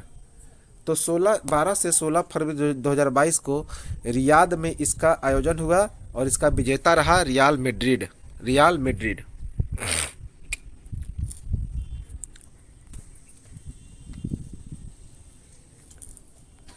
नेक्स्ट है कि 31 जनवरी 2022 को मदन मोहन त्रिपाठी राष्ट्रीय इलेक्ट्रॉनिक एवं सूचना प्रौद्योगिकी NIELIT के नए महानिदेशक नियुक्त हुए। तो इम्पोर्टेंट है, 31 जनवरी 2022 को मदन मोहन त्रिपाठी राष्ट्रीय इलेक्ट्रॉनिकी एवं सूचना प्रौद्योगिकी NIELIT के नए महानिदेशक नियुक्त हुए। NIELIT की स्थापना कब हुई थी? तो 1994 में। और इसका मुख्यालय कहाँ पे है? तो नई दिल्ली में। तो ELIT की स्थापना कब हुई थी? तो 1994 में, और इसका मुख्यालय है नई दिल्ली में। नेक्स्ट है कि कृत्रिम चंद्रमा अनुसंधान सुविधा केंद्र स्थापित किया गया। तो कृत्रिम चंद्रमा अनुसंधान सुविधा केंद्र का निर्माण किया गया, कहाँ पे किया गया? तो चीन के जुझोउ शहर में। तो चाइना ने अपने जुझोउ शहर में एक कृत्रिम चंद्रमा अनुसंधान सुविधा केंद्र निर्माण किया। कब निर्माण किया? तो जनवरी 2022 में। तो चाइना ने अपने जुझोउ शहर में एक कृत्रिम चंद्रमा अनुसंधान सुविधा केंद्र का निर्माण किया जनवरी 2022 में। नेक्स्ट है very very important, children of the year 2021 किस शब्द को घोषित किया गया? एनेक्सिटी को। तो children world of the year 2021 किस शब्द को घोषित किया गया? एनेक्सिटी को। किसने घोषित किया? तो ऑक्सफोर्ड यूनिवर्सिटी प्रेस ने जनवरी 2022 में। तो ऑक्सफोर्ड यूनिवर्सिटी प्रेस ने जनवरी 2022 में children world of the year 2021 किसे घोषित किया? तो एनेक्सिटी को। याद रखेंगे, एनेक्सिटी वेरी वेरी इंपॉर्टेंट है। नेक्स्ट करंट अफेयर्स है, जनवरी 2022 में निरामय योजना की शुरुआत हुई। कहाँ पे? असम में। किसके द्वारा? तो राष्ट्रीय स्वास्थ्य मिशन के द्वारा।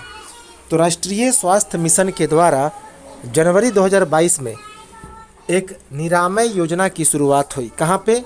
असम में। याद रखेंगे, इम्पॉर्टेंट है कि जनवरी 2022 में राष्ट्रीय स्वास्थ्य मिशन के द्वारा असम में एक निरामय योजना की शुरुआत हुई। नेक्स्ट है TU-160M रणनीतिक बमवर्षक विमान। तो TU-160M रणनीतिक बमवर्षक विमान रूस के द्वारा इसका निर्माण किया गया पहली बार। तो पहली बार इसका निर्माण रूस के द्वारा किया गया। यह एक नवनिर्मित विमान है, TU-160M रणनीतिक बमवर्षक विमान। पहली बार यह रूस के द्वारा निर्माण किया गया। यह अब तक का दुनिया का सबसे भारी सुपरसोनिक सैन्य विमान है। तो यह जो TU-160M रणनीतिक बमवर्षक विमान है, अब तक का दुनिया का सबसे भारी सुपरसोनिक सैन्य विमान है। इसका जो नाटो रिपोर्टिंग नाम है क्या है? Black jack. इसका नाटो रिपोर्टिंग नाम है ब्लैक जैक। याद रखेंगे, ब्लैक जैक।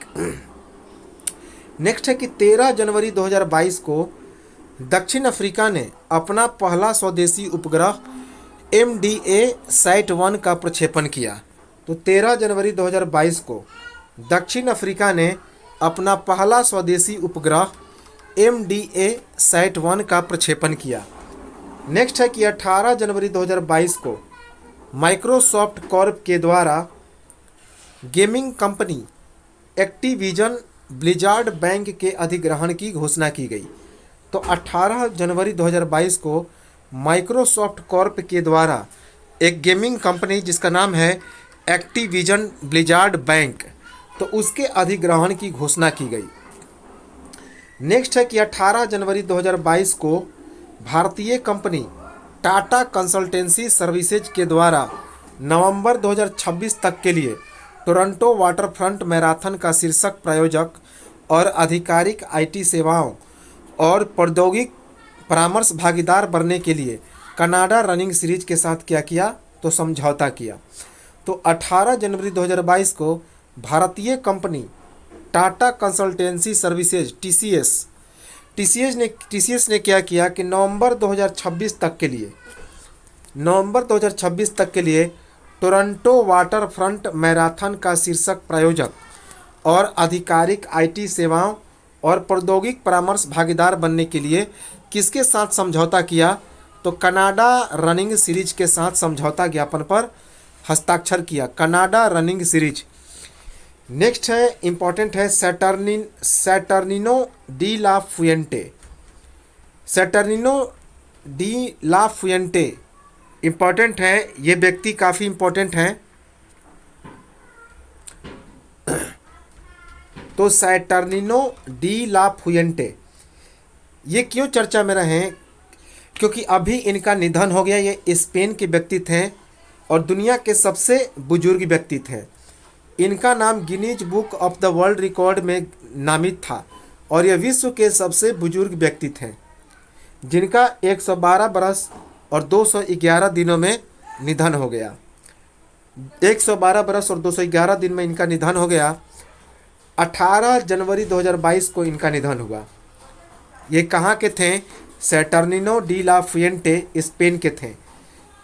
18 जनवरी 2022 को इनका निधन हो गया। Guinness book of the world record के विश्व के सबसे बुजुर्ग व्यक्ति थे।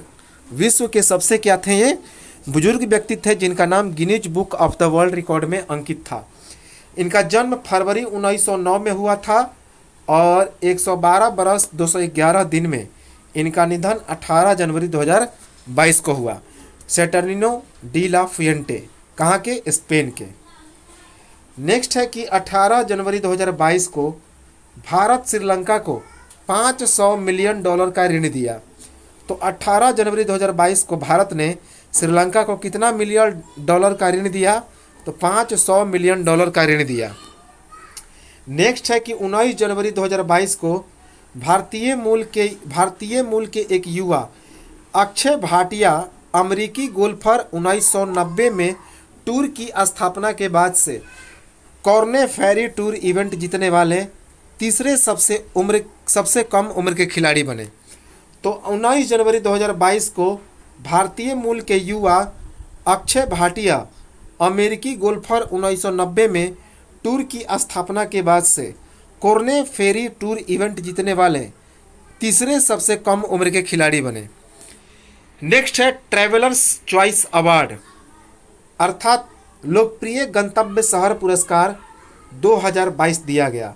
तो ट्रैवलर चॉइस अवार्ड अर्थात लोकप्रिय गंतव्य शहर पुरस्कार 2022 दिया गया। अर्थात रहने के हिसाब से, जाने के हिसाब से जो सबसे लोकप्रिय शहर है उसके लिए अवार्ड दिया गया। तो ट्रैवलर्स चॉइस अवार्ड लोकप्रिय गंतव्य शहर पुरस्कार 2022 दिया गया। इसका आयोजन कब किया गया? तो 19 जनवरी 2022 को। इसका आयोजन 19 जनवरी 2022 को दिया गया। यह अवार्ड किसके द्वारा जारी किया गया? ट्रिप एडवाइजर के द्वारा। किसके द्वारा? तो ट्रिप एडवाइजर के द्वारा। इस अवार्ड में सबसे लोकप्रिय गंतव्य शहर का पुरस्कार किसे मिला?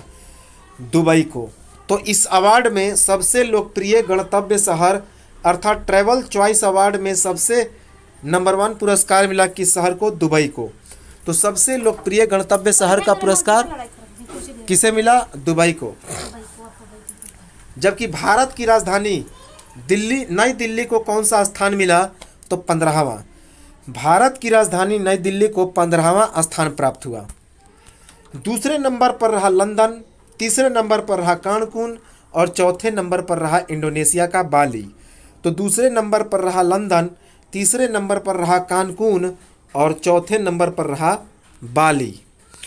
नेक्स्ट है कि 19 जनवरी 2022 को अंतर्राष्ट्रीय वित्तीय सेवा केंद्र प्राधिकरण ने अंतर्राष्ट्रीय वित्तीय केंद्रों के बीमा केंद्रों में कार्यरत पेशेवर कर्मियों के क्षमता निर्धारण के लिए भारतीय जीवन बीमा निगम के साथ क्या किया?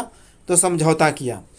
तो 19 जनवरी 2022 को अंतर्राष्ट्रीय वित्तीय सेवा केंद्र प्राधिकरण के द्वारा अंतर्राष्ट्रीय वित्तीय सेवा केंद्रों के बीमा केंद्रों में जो कार्यरत पेशेवर कर्मी हैं तो उनकी क्षमता के निर्धारण के लिए किसके साथ समझौता किया?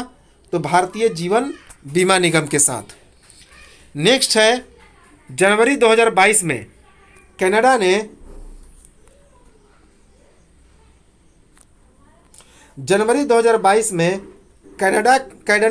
ने अपने देश में कन्वर्जन थेरेपी पर प्रतिबंध लगा दिया। तो वेरी वेरी इंपॉर्टेंट है कि जनवरी 2022 में कनाडा ने अपने देश में कन्वर्जन थेरेपी पर क्या कर लिया? तो प्रतिबंध लगा दिया। इससे पहले कौन कौन से देशों ने कन्वर्जन थेरेपी पर प्रतिबंध लगाया था? तो ब्राज़ील, इक्वाडोर, जर्मनी और माल्टा। तो जनवरी 2022 में कनाडा ने अपने देश में कन्वर्जन थेरेपी पर प्रतिबंध लगा दिया। इसके पहले कौन कौन से देश इस कन्वर्जन थेरेपी पर प्रतिबंध लगाए थे? तो ब्राज़ील, इक्वाडोर, जर्मनी, माल्टा।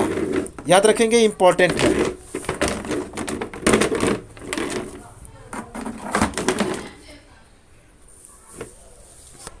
इसके बाद है कि 20 जनवरी 2022 को 20 जनवरी 2022 को केंद्रीय मंत्री जितेंद्र सिंह ने पूर्वोत्तर राज्य के मिजोरम से पूर्वोत्तर हेतु मोबाइल कोविड परीक्षण सुविधा की शुरुआत की। तो 20 जनवरी 2022 को केंद्रीय मंत्री जितेंद्र सिंह ने पूर्वोत्तर के राज्य मिजोरम से पूर्वोत्तर हेतु मोबाइल कोविड परीक्षण सुविधा की शुरुआत की। तो याद रखेंगे कहाँ से मोबाइल कोविड परीक्षण सुविधा की शुरुआत हुई, तो पूर्वोत्तर राज्य मिजोरम से। और किस जगह के लिए, तो नॉर्थ ईस्ट इलाके के लिए, पूर्वोत्तर के लिए। नेक्स्ट है कि 20 जनवरी 2022 को जम्मू कश्मीर के रियासी जिले का जेरी गांव जम्मू कश्मीर का पहला दूध गांव घोषित हुआ। तो इम्पोर्टेंट है, 20 जनवरी 2022 को जम्मू कश्मीर के रियासी जिले के जेरी गांव को जम्मू कश्मीर का पहला दूध गांव घोषित किया गया। नेक्स्ट है कि 20 जनवरी 2022 को प्रधानमंत्री नरेंद्र मोदी ने मॉरिशस के प्रधानमंत्री के साथ संयुक्त रूप से उस देश में सामाजिक आवास इकाई परियोजना का उद्घाटन किया। तो 20 जनवरी 2022 को प्रधानमंत्री नरेंद्र मोदी ने मॉरिशस के प्रधानमंत्री के साथ संयुक्त रूप से उस देश में सामाजिक आवास इकाई परियोजना का क्या किया, तो उद्घाटन किया। नेक्स्ट है कि 17 जनवरी 2022 को समावेशी सुशासन को बढ़ावा देने के लिए राष्ट्रीय ग्रामीण विकास एवं पंचायती राज संस्थान के द्वारा राष्ट्रीय सुशासन केंद्र के साथ समझौता किया गया। तो 17 जनवरी 2022 को समावेशी सुशासन को बढ़ावा देने के लिए राष्ट्रीय ग्रामीण विकास एवं पंचायती राज संस्थान ने राष्ट्रीय सुशासन केंद्र के साथ समझौता किया। नेक्स्ट है कि 20 जनवरी 2022 को संपन्न 9वीं राष्ट्रीय आइस हॉकी चैंपियनशिप 2022 का विजेता कौन रहा, तो लद्दाख रहा। इसका आयोजन कब से कब तक किया गया, तो 15 से 20 जनवरी कासना में। तो 20 जनवरी 2022 को संपन्न 9वीं राष्ट्रीय आइस हॉकी चैंपियनशिप 2022 का विजेता कौन रहा, तो लद्दाख रहा। इसका आयोजन 15 से 20 जनवरी को हुआ, कहाँ पे, कासना में।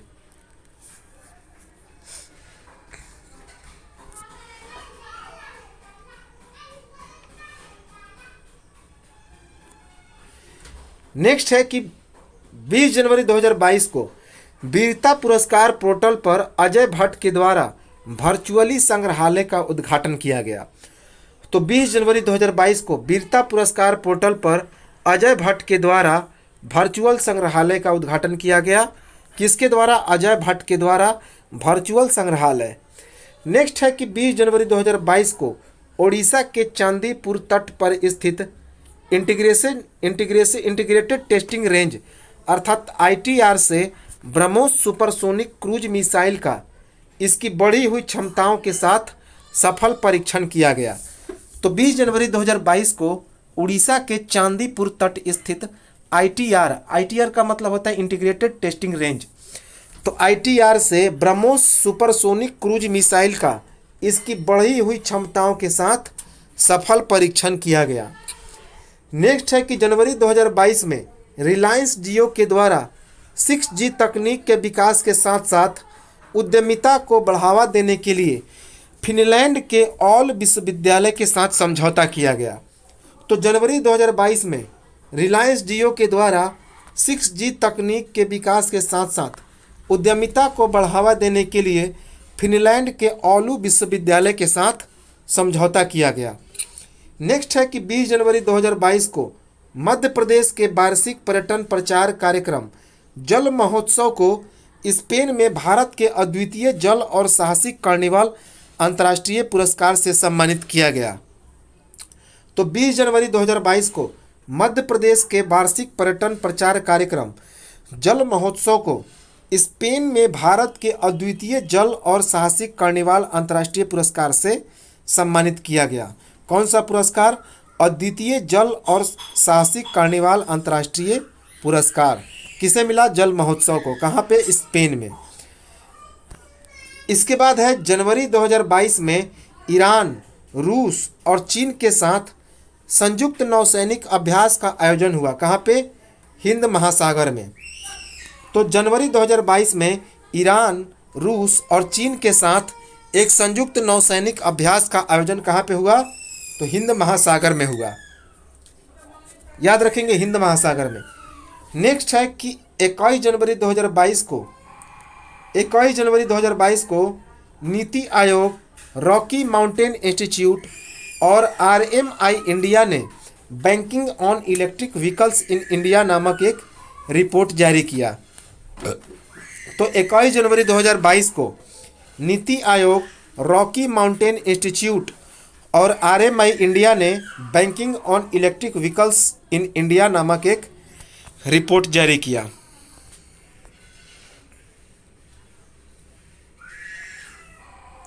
नेक्स्ट है कि 17 से 21 जनवरी 2022 को विश्व आर्थिक मंच अर्थात वर्ल्ड इकोनॉमिक फोरम के द्वारा दावोस एजेंडा शिखर सम्मेलन 2022 का वर्चुअली आयोजन हुआ।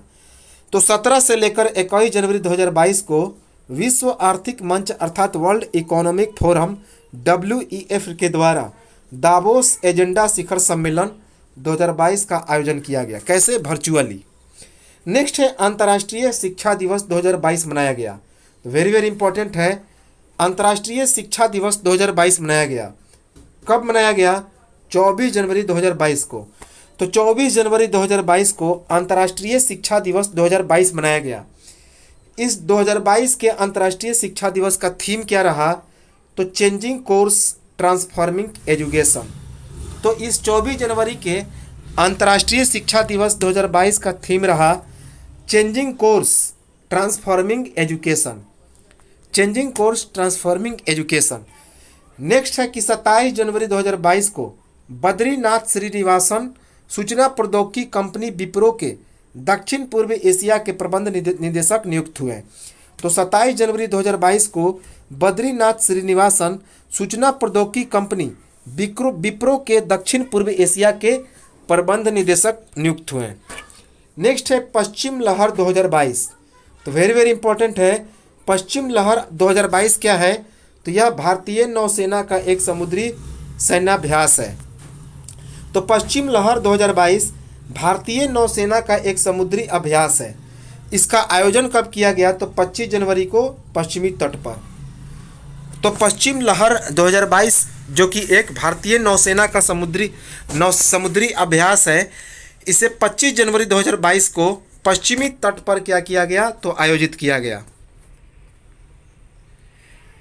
नेक्स्ट है 19 से 21 जनवरी 2022 के बीच बाघ संरक्षण पर आयोजित चौथा एशियाई मंत्री स्तरीय सम्मेलन 2022 में भारत का प्रतिनिधित्व किसने किया? तो भूपेंद्र यादव ने किया।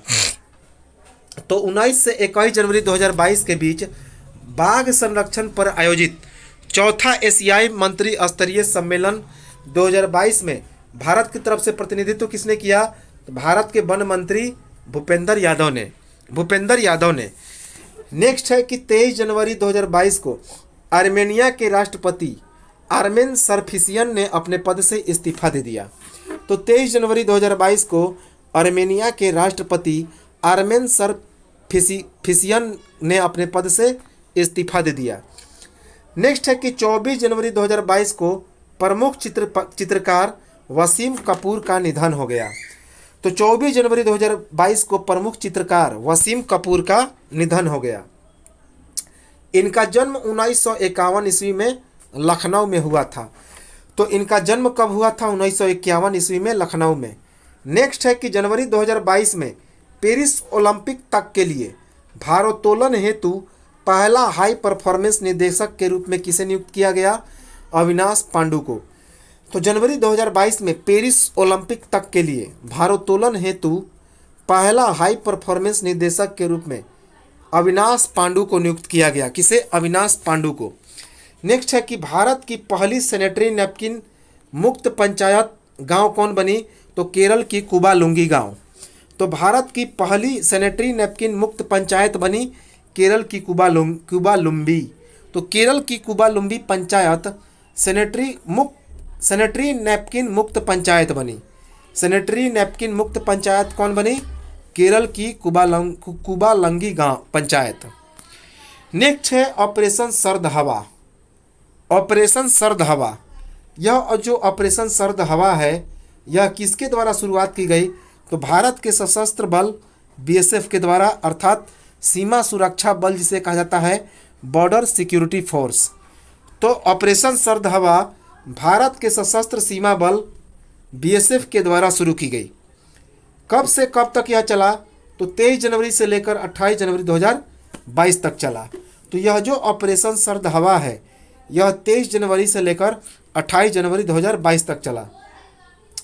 इसकी शुरुआत कहाँ पर हुई? तो भारत पाकिस्तान के सीमा पर। तो इसकी शुरुआत भारत पाकिस्तान के सीमा पर हुई, याद रखेंगे, ऑपरेशन सर्द हवा। नेक्स्ट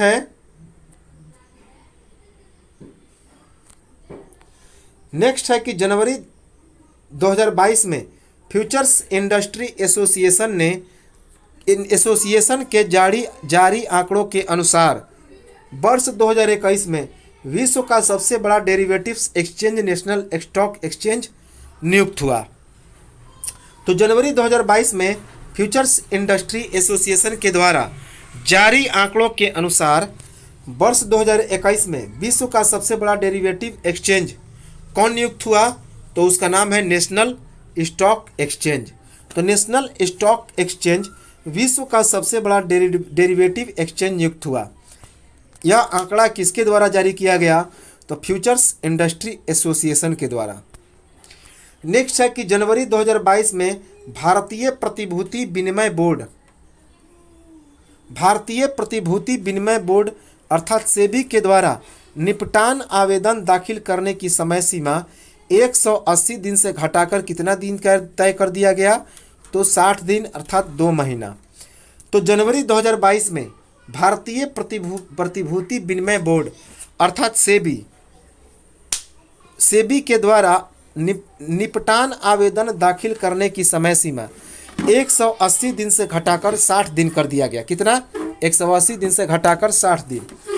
सेबी की स्थापना कब की गई? तो 12 अप्रैल 1992 को। तो सेबी की स्थापना हुई 12 अप्रैल 1992 को। नेक्स्ट है कि 11 जनवरी 2022 को नई दिल्ली में भारत और दक्षिण कोरिया के बीच द्विपक्षीय वार्ता संपन्न हुआ। तो 11 जनवरी 2022 को भारत और दक्षिण कोरिया के बीच नई दिल्ली में द्विपक्षीय वार्ता संपन्न हुआ। नेक्स्ट है कि जनवरी 2022 में भारतीय company power grid corporation of India के द्वारा सार्वजनिक निजी भागीदारी अर्थात पीपीपी। तो जनवरी 2022 में भारतीय company power grid corporation of India के द्वारा सार्वजनिक निजी भागीदारी के आधार पर कन्या पोषण परियोजना विकसित करने हेतु कन्या पारेषण परियोजना विकसित करने हेतु अखिल अफ्रीका अधोसंरचना निवेश मंच अफ्रीका 50 के साथ संयुक्त विकास समझौते पर हस्ताक्षर हुआ। तो इम्पोर्टेंट है कि जनवरी 2022 में भारतीय company power grid corporation of India ने सार्वजनिक निजी भागीदारी के आधार पर अर्थात पीपीपी मॉडल के आधार पर कन्या पारेषण परियोजना विकसित करने के लिए अखिल अफ्रीका अधोसंरचना निवेश मंच अफ्रीका 50 के साथ संयुक्त विकास समझौते पर क्या किया? तो हस्ताक्षर किया। नेक्स्ट है कि 21 जनवरी 2022 को यूएनडीपी इंडिया की पहली युवा जलवायु चैंपियन कौन बनी? तो प्राजक्ता कोली नियुक्त हुई। प्राजक्ता कोली। तो 21 जनवरी 2022 को यूनाइटेड नेशन डेवलपमेंट प्रोग्राम संयुक्त राष्ट्र विकास कार्यक्रम अर्थात यूएनडीपी इंडिया की पहली युवा जलवायु चैंपियन कौन बनी? प्राजक्ता कोली बनी। प्राजक्ता कोली। नेक्स्ट है कि 4 जनवरी 2022 को मध्य प्रदेश के द्वारा मुख्यमंत्री कृषक फसल उपार्जन सहायता योजना लागू करने का निर्णय लिया गया। तो 4 जनवरी 2022 को मध्य प्रदेश ने मुख्यमंत्री कृषक फसल उपार्जन सहायता योजना लागू करने का क्या किया? तो निर्णय लिया। इंपॉर्टेंट है, किसने? मध्य प्रदेश ने। मध्य प्रदेश ने कौन सा? तो मुख्यमंत्री कृषक फसल उपार्जन सहायता योजना। नेक्स्ट है कि 4 जनवरी 2022 को केंद्रीय मंत्री जितेंद्र सिंह ने CSIR राष्ट्रीय भौतिक प्रयोगशाला नई दिल्ली में स्थापित LED फोटोमेट्री प्रयोगशाला किसे समर्पित किया? तो राष्ट्र को समर्पित किया। तो 4 जनवरी 2022 को केंद्रीय मंत्री जितेंद्र सिंह ने CSIR राष्ट्रीय भौतिक प्रयोगशाला नई दिल्ली में स्थापित LED फोटोमेट्री प्रयोगशाला किसे समर्पित किया? तो राष्ट्र को समर्पित किया। नेक्स्ट है कि सूचना प्रबंधन सेवा IHS की रिपोर्ट के मुताबिक भारत 2030 तक जापान को पछाड़कर एशिया की दूसरी बड़ी अर्थव्यवस्था बन जाएगा। तो सूचना प्रबंधन सेवा IHS की रिपोर्ट के मुताबिक भारत 2030 तक जापान को पछाड़कर एशिया की दूसरी बड़ी अर्थव्यवस्था बन जाएगा। तो किसके रिपोर्ट के मुताबिक? IHS के रिपोर्ट के मुताबिक कब तक जो है जापान को पछाड़कर भारत एशिया का दूसरा सबसे बड़ा अर्थव्यवस्था बन जाएगा? 2030 तक। नेक्स्ट है कि हरियाणा सरकार ने हरियाणा के गुरुग्राम में देश का पहला हेली हब बनाए जाने की घोषणा की। तो हरियाणा ने अपने राज्य के गुरुग्राम इलाके में देश का पहला हेली हब बनाने की घोषणा की। कहाँ पे? गुरुग्राम में बनेगा। किसने घोषणा किया? तो हरियाणा ने घोषणा किया। नेक्स्ट है कि जनवरी 2022 में संपन्न रॉकेट्स शतरंज महोत्सव 2022 का पहला खिताब किसने जीता? अलेक्जेंडर फेयर ने।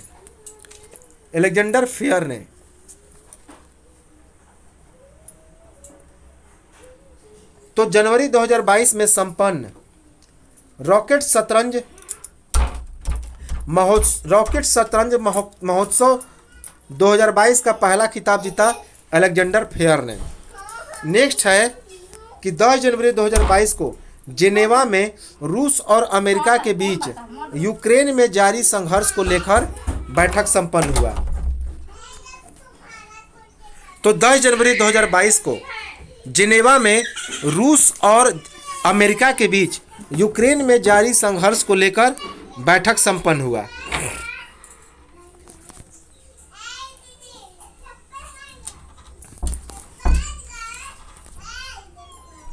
नेक्स्ट है कि 10 जनवरी 2022 को एक्सिस बैंक के द्वारा सिक्योर्ड लॉजिस्टिक्स डॉक्यूमेंट एक्सचेंज अर्थात SLDE पर उद्योग का पहला लेटर ऑफ क्रेडिट अर्थात LC जारी हो गया।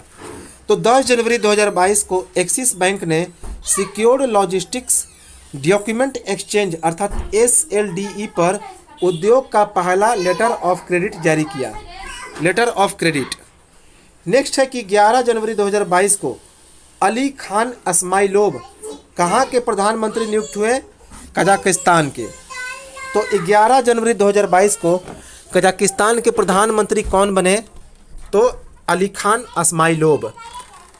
तो 11 जनवरी 2022 को अली खान अस्माइलोव कजाकिस्तान के प्रधानमंत्री नियुक्त हुए।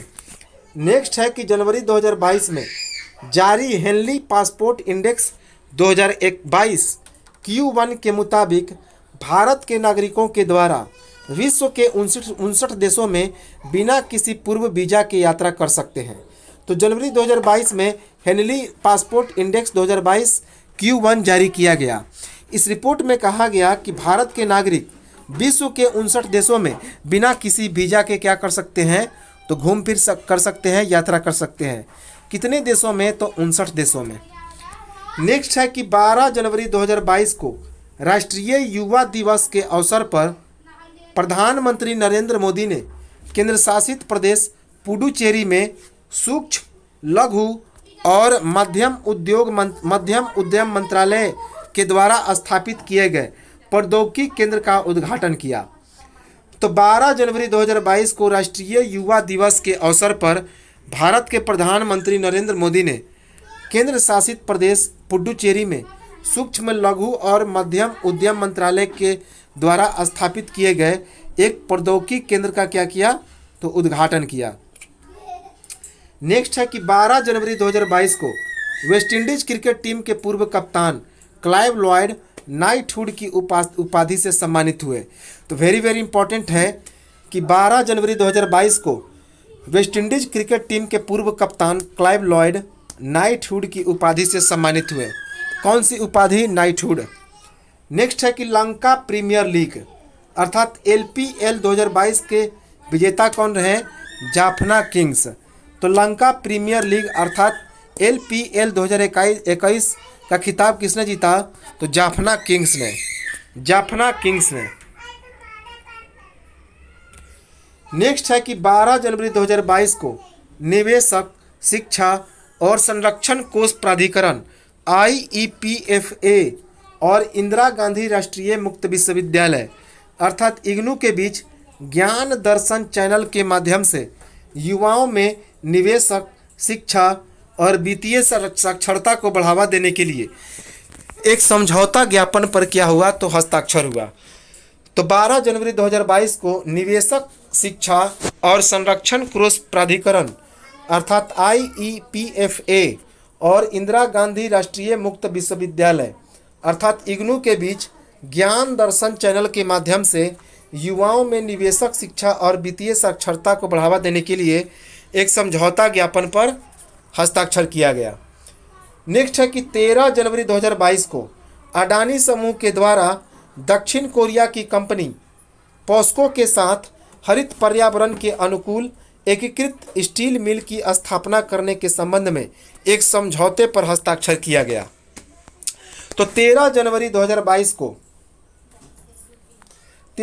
2022 को अडानी समूह के द्वारा दक्षिण कोरिया की कंपनी पॉस्को के साथ हरित पर्यावरण के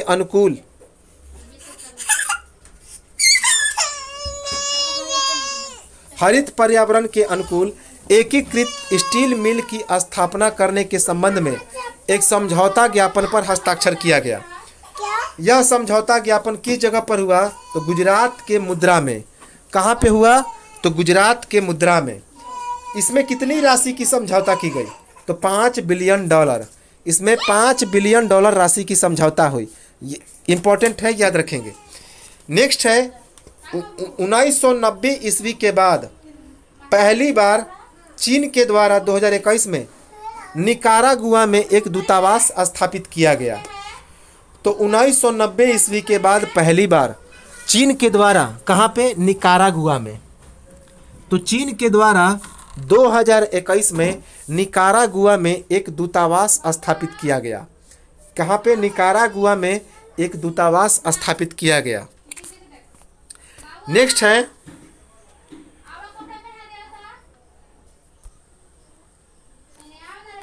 नेक्स्ट है कि बैडमिंटन वर्ल्ड फेडरेशन रैंकिंग जारी की गई अर्थात BWF रैंकिंग जारी की गई। बैडमिंटन वर्ल्ड फेडरेशन रैंकिंग जारी की गई। बैडमिंटन विश्व महासंघ के द्वारा एक रैंकिंग जारी की गई बैडमिंटन के क्षेत्र में। कब जारी हुआ? तो जनवरी 2022 में। यह रैंकिंग जनवरी 2022 में जारी हुआ। इसमें अंडर 19 बालिका वर्ग के एकल वर्ग में शीर्ष स्थान किसे प्राप्त हुआ? तो तस्नीम मीर को अंडर 19 बालिका वर्ग के एकल वर्ग में शीर्ष स्थान प्राप्त हुआ। ये तस्नीम मीर गुजरात की हैं और पहली भारतीय बैडमिंटन खिलाड़ी हैं जिन्हें यह शीर्ष स्थान प्राप्त हुआ। तो अंडर 19 बालिका वर्ग के एकल वर्ग में भारत के गुजरात की रहने वाली तस्नीम मीर को शीर्ष स्थान प्राप्त हुआ। ये पहली भारतीय बैडमिंटन खिलाड़ी हैं जिन्हें यह शीर्ष स्थान प्राप्त हुआ। अंडर 19 बालक वर्ग के एकल वर्ग में शीर्ष स्थान किसे प्राप्त हुआ? तो नेपाल के प्रिंस दहल को। तो अंडर 19 बालक वर्ग के एकल वर्ग में शीर्ष स्थान किसे प्राप्त हुआ? नेपाल के प्रिंस दहल को। नेक्स्ट है कि महिला सीनियर और इसी बैडमिंटन वर्ल्ड फेडरेशन के रैंकिंग में महिला सीनियर एकल वर्ग में शीर्ष स्थान किसे प्राप्त हुआ? तो ताइवान के ताई जुइंग को। तो महिला सीनियर एकल वर्ग में ताइवान के ताई जुइंग को शीर्ष स्थान प्राप्त हुआ। नेक्स्ट है कि 1 जनवरी 2022 को DRDO के द्वारा अपना 64वां स्थापना दिवस मनाया गया। तो 1 जनवरी 2022 को DRDO ने डिफेंस रिसर्च डेवलपमेंट ऑर्गेनाइजेशन। तो DRDO ने अपना 64वां स्थापना दिवस कब मनाया? 1 जनवरी 2022 को। नेक्स्ट है कि 2 जनवरी 2022 को केनिया के प्रसिद्ध संरक्षणवादी एवं जीवाश्म वैज्ञानिक रिचर्ड लीकी का निधन हो गया। तो 2 जनवरी 2022 को केनिया के प्रसिद्ध संरक्षणवादी एवं जीवाश्म वैज्ञानिक रिचर्ड लीकी का निधन हो गया। रिचर्ड लीकी क्या थे? तो प्रसिद्ध संरक्षणवादी एवं जीवाश्म वैज्ञानिक थे, केनिया के रहने वाले थे, जिनका निधन 2 जनवरी 2022 को हो गया। नेक्स्ट है कि 3 जनवरी 2022 को रक्षा मंत्री राजनाथ सिंह ने चंडीगढ़ विश्वविद्यालय में Kalpana Chawla centre for research in space science and technology का उद्घाटन किया। तो 3 जनवरी 2022 को भारत के रक्षा मंत्री राजनाथ सिंह ने चंडीगढ़ विश्वविद्यालय में Kalpana Chawla centre for research in space science and technology का उद्घाटन किया। नेक्स्ट है कि जनवरी 2022 में उड़ीसा का गंजम जिला बाल विवाह मुक्त घोषित राज्य का पहला जिला बना। तो उड़ीसा का पहला जिला बना गंजम जिला। क्या नाम है? गंजम, जो बाल विवाह मुक्त घोषित राज्य का पहला जिला बना। कौन? गंजम, उड़ीसा का पहला जिला बना जनवरी 2022 में, जो बाल विवाह मुक्त घोषित हो गया। इसके बाद है जनवरी 2022 में कोटक महिंद्रा को एक्सीलेंस इन बैंकिंग उपश्रेणी में UI path automation excellence award 2021 से सम्मानित किया गया। तो जनवरी 2022 में कोटक महिंद्रा को एक्सीलेंस इन बैंकिंग उपश्रेणी में UI path automation excellence award 2021 से सम्मानित किया गया। नेक्स्ट है मिसेज वर्ल्ड 2022 किसे मिला? तो लॉस वेगास की सेलिन फोर्ड को। मिसेज वर्ल्ड 2022 लॉस वेगास की सेलिन फोर्ड को मिला। नेक्स्ट है 9 जनवरी 2022 को जापान के पूर्व प्रधानमंत्री तोशिकी कैफू का निधन हो गया। तो 9 जनवरी 2022 को जापान के पूर्व प्रधानमंत्री तोशिकी कैफू का निधन हो गया। नेक्स्ट है कि 10 से 11 जनवरी 2022 को पहला Colombo security conclave virtual workshop आयोजित किया गया। तो 10 से 11 जनवरी 2022 को पहला Colombo security conclave virtual workshop का आयोजन किया गया। नेक्स्ट है पासिक्स 2022। अब ये पासिक्स 2022 क्या है? तो जो पासिक्स 2022 है यह भारतीय नौसेना और रूस के नौसेना का एक संयुक्त सैन्याभ्यास है। तो भारतीय नौसेना और रूसी नौसेना के बीच यह एक संयुक्त सैन्याभ्यास है, युद्धाभ्यास है। क्या नाम है? पासिक्स 2022। यह कब संपन्न हुआ? तो 14 जनवरी 2022 को अरब सागर में। तो यह अरब सागर में 14 जनवरी 2022 को संपन्न हुआ। कौन? पासिक्स 2022।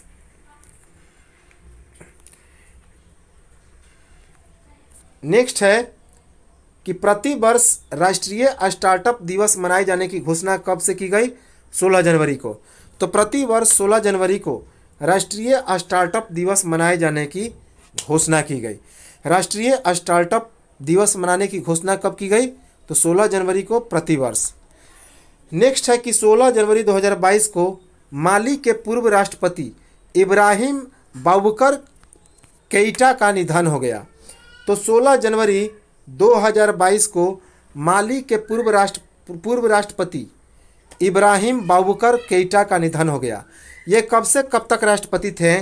तो 4 सितंबर 2013 से लेकर 18 अगस्त 2020 तक। तो 4 सितंबर 2013 से लेकर 18 अगस्त 2020 तक ये माली के क्या थे? तो राष्ट्रपति थे। क्या नाम था? तो इब्राहिम बाबुकर केइटा, जिनका 16 जनवरी 2022 को निधन हो गया। नेक्स्ट है कि 16 जनवरी 2022 को सैम राजप्पा का निधन हो गया, जो कि एक पत्रकार थे। तो 16 जनवरी 2022 को सैम राजप्पा का निधन हो गया, जो कि एक पत्रकार थे। 16 जनवरी 2022 को एलेप्पी रंगनाथ का निधन हो गया। किसका? एलेप्पी रंगनाथ का निधन हो गया, जो कि गीतकार थे। तो 16 जनवरी 2022 को एलेप्पी रंगनाथ का निधन हो गया, जो कि एक गीतकार थे। 16 जनवरी 2022 को रंगमंच कलाकार साओली मित्रा का निधन हो गया। तो 16 जनवरी 2022 को रंगमंच कलाकार साओली मित्रा का निधन हो गया। नेक्स्ट है कि 17 जनवरी 2022 को पर्यावरणविद प्रोफेसर एम के प्रसाद का निधन हो गया। तो 17 जनवरी 2022 को पर्यावरणविद प्रोफेसर एम के प्रसाद का निधन हो गया। नेक्स्ट है कि 17 जनवरी 2022 को परिधान निर्यात संवर्धन परिषद के नए अध्यक्ष कौन बने? नरेंद्र कुमार गोयनका बने। तो 17 जनवरी 2022 को परिधान निर्यात संवर्धन परिषद के नए अध्यक्ष बने नरेंद्र कुमार गोयनका। नेक्स्ट है कि 17 जनवरी 2022 को दक्षिण क्षेत्र के लिए पीएम गति शक्ति पर सम्मेलन का वर्चुअली आयोजन किया गया। तो 17 जनवरी 2022 को दक्षिण क्षेत्र के लिए पीएम गति शक्ति पर एक सम्मेलन का वर्चुअली आयोजन किया गया। कैसे? वर्चुअली। नेक्स्ट है कि 3 जनवरी 2022 को केंद्रीय आयुष मंत्री सर्बानंद सोनोवाल के द्वारा हार्टफुलनेस इंटरनेशनल योग अकादमी की आधारशिला कहाँ पे रखी गई? तो आंध्र प्रदेश की राजधानी हैदराबाद में। तो 3 जनवरी 2022 को केंद्रीय आयुष मंत्री सर्बानंद सोनोवाल के द्वारा हार्टफुलनेस इंटरनेशनल योग अकादमी की आधारशिला हैदराबाद में रखी गई। नेक्स्ट है कि 3 जनवरी 2022 को 5वें पॉस्को दिवस के अवसर पर ऑटोमेटिक जनरेशन कंट्रोल एजीसी राष्ट्र को समर्पित किया गया और इस प्रणाली की 2030 तक 500 गीगावाट की गैर जीवाश्म ईंधन क्षमता का लक्ष्य 2030 तक हासिल करने की उम्मीद बताई गई। तो 3 जनवरी 2022 को 5वें पॉस्को दिवस के अवसर पर ऑटोमेटिक जनरेशन कंट्रोल एजीसी राष्ट्र को समर्पित किया गया और इस प्रणाली की 2030 तक 500 गीगावाट की गैर जीवाश्म ईंधन क्षमता का लक्ष्य 2030 तक हासिल करने का उम्मीद बताई गई। 2030 तक। नेक्स्ट है कि 4 जनवरी 2022 को मध्य प्रदेश के द्वारा स्टार्स अर्थात strengthening teaching learning and results परियोजना के क्रियान्वयन हेतु एक सैद्धांतिक मंजूरी मिली। तो 4 जनवरी 2022 को मध्य प्रदेश के द्वारा स्टार्स अर्थात strengthening teaching learning and results परियोजना के क्रियान्वयन हेतु एक सैद्धांतिक मंजूरी प्राप्त हुई। याद रखेंगे स्टार्स का मतलब क्या होता है? Strengthening teaching learning and result. Important है।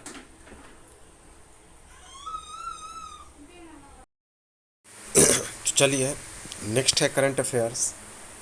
नेक्स्ट है 5 जनवरी 2022 को ह्यूजेंस कम्युनिकेशन इंडिया और भारती एयरटेल के द्वारा एक उपक्रम Huygens communication India private limited प्रारंभ करने की घोषणा की गई, जिसमें भारती एयरटेल की हिस्सेदारी कितनी रही?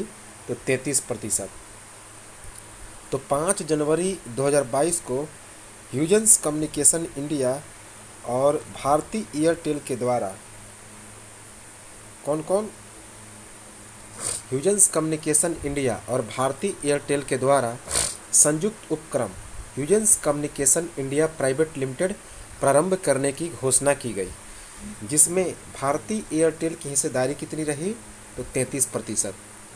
नेक्स्ट है कि 5 जनवरी 2022 को लोकसभा अध्यक्ष ओम बिरला के द्वारा पश्चिम मध्य रेलवे के राजस्थान में स्थित पुनर्विकसित सेगरिया रेलवे स्टेशन का लोकार्पण किया गया। तो याद रखेंगे 5 जनवरी 2022 को लोकसभा अध्यक्ष ओम बिरला ने राजस्थान में सोगरिया रेलवे स्टेशन का लोकार्पण किया। यह सोगरिया रेलवे स्टेशन किस में पड़ता है? तो पश्चिम मध्य रेलवे कहाँ पे है? राजस्थान में। नेक्स्ट है कि 6 जनवरी 2022 को हीरो फ्यूचर एनर्जीज और ओहमियम इंटरनेशनल के द्वारा भारत और ब्रिटेन में 1000 मेगावाट क्षमता का हरित हाइड्रोजन संयंत्र स्थापित करने हेतु रणनीतिक करार की घोषणा की गई। तो 6 जनवरी 2022 को हीरो फ्यूचर एनर्जीज और ओहमियम इंटरनेशनल के द्वारा भारत और ब्रिटेन में 1000 मेगावाट क्षमता का हरित हाइड्रोजन संयंत्र स्थापित करने के लिए एक रणनीतिक करार की घोषणा की गई। नेक्स्ट है वेरी वेरी इंपॉर्टेंट कि 3 जनवरी 2022 को पेट्रोलियम निर्यातक देशों के संगठन ओपेक के नए महासचिव कौन बने? तो हैथम अल घैस, जो कहाँ के हैं? तो कुवैत के हैं, उनकी नियुक्ति हुई। तो 3 जनवरी 2022 को पेट्रोलियम निर्यातक देशों के संगठन ओपेक के नए महासचिव कौन बने? तो हैथम अल घैस। हैथम अल घैस कहाँ के हैं? तो कुवैत के हैं। ये ओपेक के नए महासचिव बने हैं। इनकी नियुक्ति 1 अगस्त 2022 तक होगी। 8 जनवरी 2022 को अमेरिका के प्रसिद्ध गीतकार मर्लिन बर्गमैन का निधन हो गया। तो 8 जनवरी 2022 को अमेरिका के प्रसिद्ध गीतकार मर्लिन बर्गमैन का निधन हो गया, याद रखेंगे, इंपॉर्टेंट है। 7 से 9 जनवरी 2022 के बीच 9वां नॉर्थ ईस्ट फेस्टिवल 2022 का आयोजन कहाँ पे हुआ? तो गुवाहाटी असम में। तो 7 से 9 जनवरी 2022 के बीच 9वां नॉर्थ ईस्ट फेस्टिवल 2022 कहाँ पे संपन्न हुआ? असम के गुवाहाटी में। तो ये तो था हमारा आज का करंट अफेयर्स। नेक्स्ट वीडियो में हम लोग देखेंगे अगले करंट अफेयर्स को, और बहुत महत्वपूर्ण करंट अफेयर्स है। अगर सेशन अच्छा लगा हो तो लाइक शेयर कमेंट जरूर करें। साथ ही साथ जो लोग इसमें नए हैं वे इस चैनल को ज़रूर सब्सक्राइब कर लें, ताकि आने वाली जो हमारी वीडियो है उसमें इसकी सूचना आपको पहले मिल सके। तो चलिए मिलते हैं हम लोग नेक्स्ट वीडियो में, तब तक नमस्कार, जय हिंद।